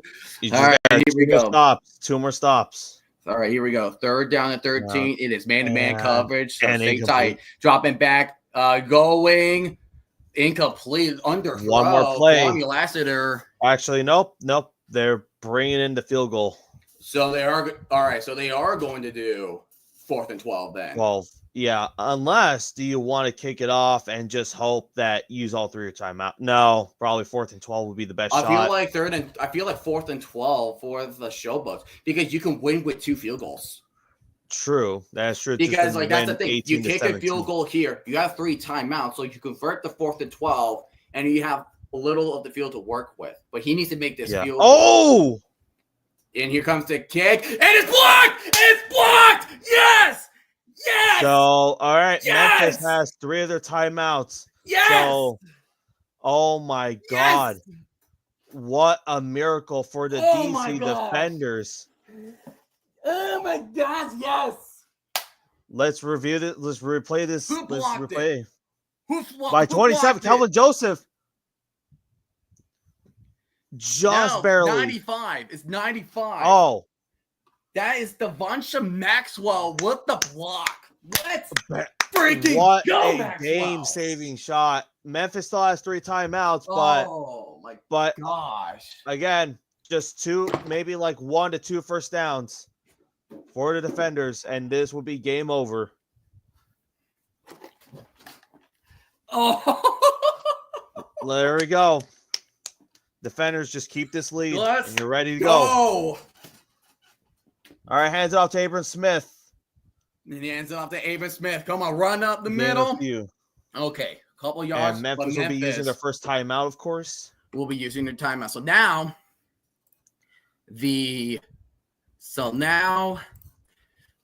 Memphis needs a touchdown to win. Defenders need a first down to win. Here we go. Oh my God. Will the defenders skate away with another win? We're gonna escape the bite. Are we escaping the bite? We're gonna escape from the devil. Oh my gosh. They beat Goliath. Will they escape the Showboats? I don't I don't know. This is the Steelers. The defenders are becoming the Steelers of the UFL. BS is real, man. The magic is real. Defenders going XFL UFL championship game. Here we go. 2nd and 7. Hands off to Smith. Handing off to Smith. And he's going up the middle. Flag. Oh, so close, but there's a flag. Crap. Who is it? You better hope it's the. You better hope it's Memphis. That's going to save Memphis a timeout. That's going to save Memphis a timeout. Shoot. Let's see. What is it? What do we got here? Defense. Offsides? And it'll be a first down on Jalen Allen. No, it's repeat second down. Oh no, it was second down and 7 or 6. Yeah, so now it's like 2nd and 2 and 2nd and 1. Yeah, 2nd and 2 now. So here we go. You just gotta get one more play. Just run it up. Come on. Just get a first down and you're home free. Come on. We need to escape from this. We need to get out of here, guys. Come on. Here we go. Hands up to Smith. And he's going to hand us all. Get a first down at least. Yes! First down! And the defenders will go ahead. Not quite over. Not quite over, but. Not quite. I don't want to celebrate just yet, but come on. We are close. Let's go. We are inches. Oh. And Ken wasn't hot. Ken looks disappointed, man. I gotta give it to I will say, even like before, like, because I know it's not over, but you got to give Memphis credit. They put up a good fight. Dude, their defense is loaded right now. Their defense is locked in. Offense was sluggish on both sides, but it was it's kind of like last week with the Stallions. It was just like a scrappy game for the most part. Yeah, and I mean these defenders just came up with the win. They're gonna at least try to waste the clock more. Mm-hmm. And there you go. Again. It's a spin move. He'll get down at a minute and 28 left. I'm assuming Showboats will use their last timeout. The final timeout will be made. So, I mean, would you go for Because here's the thing. So 35, right? So here's the thing. You're going to run the ball twice. Yeah. So you're about 35 seconds, right? So that's 70 seconds. So they could, or a minute 10. So they could, well, that could be actually, it could be very close. I mean, if they could pull off a miracle on the punt return, that would be. Punt return, unless it's a touchback, then you just go Hail Mary attempt after that. Oh, my goodness. But or freaking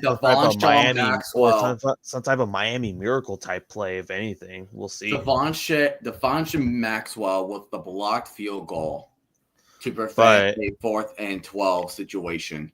But if the Showboats do get that first down, it is over. You mean defenders get the first down? Yeah. I am. My mind is tired today. So. Dude, it's like 8 in your time zone. What are you talking about? Man, I don't know what's going on with me, man. Second down, 8, and you're going to hand off to Smith, and that just would trying be to just stuck at midfield. Down. Just whine as much as you can. Just need one. You just got to do a first down. Just do the first down. Imagine the defender decided to pass it. I mean, I can see that. I mean, it's like, you're at least that'll be a bigger gamble, and you're like, hey, let's just go all in on the first down, and we'll see how it goes. Or just run around freely, you know? Yeah. Who knows? There we go. Hands it off. Jordan Tyamu will hand it off to Smith. Smith going left side. All right. It's going to look like it's going to have to rely on the punt return. I would not be surprised they would take a delay of game here. Or what the defenders could do is just take the snap and just run all the way back. Yeah. All the way back.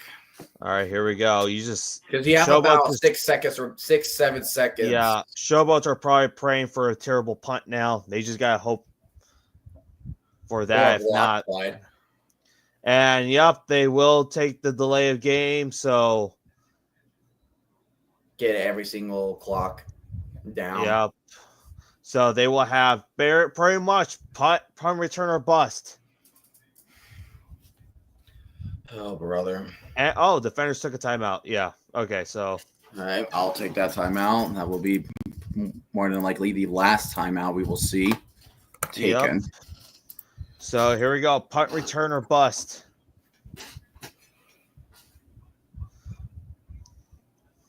And tomorrow, Sunday at noon on Eastern and ESPN, we have the Houston Roughnecks taking on the Arlington Renegades. And at 6:30, you got the San Antonio Brahmas going to the Dome to face against the Battlehawks. And it'll be live on FS1. So he got you with the Roughnecks Renegades. I got you on the Brahmas and the Battlehawks. So pretty much, yeah. So pretty much, I'll be your ESPN guide, and Lightning will be your FS1 guy. There we go. 7 seconds left. 7 seconds left. Yeah, 7 seconds. I guess they called it like 1 second before. Yeah. Makes sense. Makes sense. Yeah, it makes sense as well. All right, here we go. Here we go. 4th and 6. What are we doing? Are we going to punt it? Play. Are we going to do a hang time, or what are we going to do, boys? Let's see. They're going to go all in. Crucial. I can see them. I can see them blitzing. I can see them try to blitz here. And here we go. Here's a snap. Return or bust now. 1 second left. A flag on the play. 1 second remaining with a flag. So Hail Mary time, basically, or just depending on what the flag is. Depends on what the flag is. Live mic referee channel. Referee channel.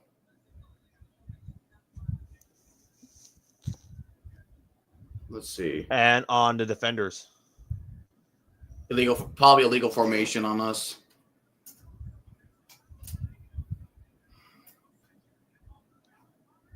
5-yard penalty. So there will be 5-yard penalty that would be added. So, all right, here we go.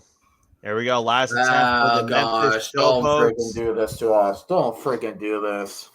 Will this be a Hail Mary attempt TD, or will the defenders scathe the way once again to be 2-0 for the season? Oh my gosh. And be at least the leader for right now for the XFL conference until tomorrow, and we'll see you there. 17-12. Because second right remaining. now, if Arlington and St. Louis wins their games tomorrow, Arlington is still on top. Yeah. Right? Well, actually, St. Louis could still be on top. St. Louis are Renegades. And we're gonna go picture room. I'm gonna go with picture room. Game is over. Go in picture room. Oh, that's a forward. That's a legal forward pass. We win. Oh my gosh, it was so ugly. Is real. The BS is real. It was so ugly. I'll take this win. Oh. And Memphis covers. The spread. Oh my gosh. This game. Dude, Thomas. Was Thomas looking at me the entire time? Dude. Oh my god. I will do it. I'll do it right now. Just, dude. Trying to enjoy the. So, but the DC Defenders are 2-0. I'll take it. They may be inconsistent, but they're still winning. How? We're still fighting way. You guys are the Steelers. You guys are officially the Steelers of the UFL right now. We showed those bows. I mean, we kind of did. So I'm just gonna say it was a funky win. But a win is a win. And the DC release the beer snake. And release the beer snake. Defender. Oh my god. So top of the XFL conference right now. Of course, we'll have to see till tomorrow. Thank goodness I am not. Thank goodness, because if you saw my skit and the Renegades asked, should we laugh at the DC Defenders? They lose to Memphis. And the ball was like, yes, please. Yeah. Oh my gosh, I'm glad. So you're gonna be like, I'm a little relieved for that. Yeah. For me, I think okay. So I think this is how I'm thinking for Michigan. I'm just to kind of make it more about the Detroit Pistons than anything. You know what? I don't care. We lost. Guess what? We're a win is. Because the thing is, at the end of the day, it was a funky win, but a win is a win. Yeah, but Memphis, again, they're not a bad team. They're not. They just can't execute properly. Next week, they should have an opportunity to get their first win against the Roughnecks. So we'll see from there.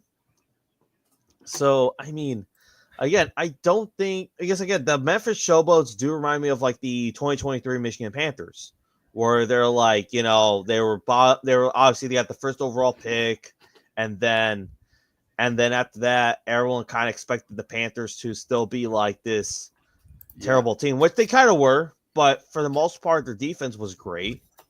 So I think they just kind of need to get it rolling. That's it. They just need to get it rolling. Oh, wait, what the hell? What just happened with the Call of Duty League? Okay. All right, then. But, wow. It was a funky win, man.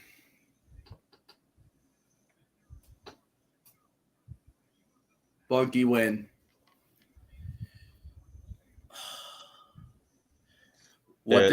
Imagine DC just somehow pulls Steelers magic throughout the 10 weeks. Oh, I will love that. Oh, I'm gonna love that. He's like, we're the worst 10-0 team of all time. No, right now we are the worst 2-0 team of the UFL. Defenders going to UFL championship game.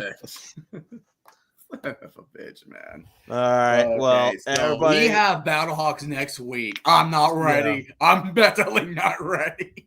We'll see how it goes because we never know. Because we're so gonna lose.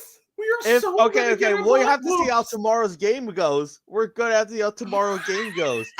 We're either gonna see either the Battlehawks either beat the JV squad of the Houston Roughnecks and they got exposed by the San Antonio Brahmas. That would be something. Or San Antonio gets destroyed once again, and we're now have to consider, is San Antonio frauds now? We're have to. I don't know. We have to wait. We have to wait and see. All right. Well, all right. Sir M guy, thank you so much for joining in, and also thank you, Thomas, for joining in. All right. Earlier as well. Well, tomorrow, you guys, as you know, again, 8:55 a.m. Pacific, 11:55 a.m.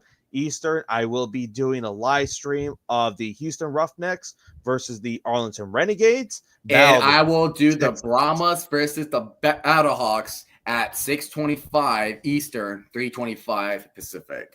All right. I hope you all have a good night and get some rest. Have a great rest of your night, everybody. Take care.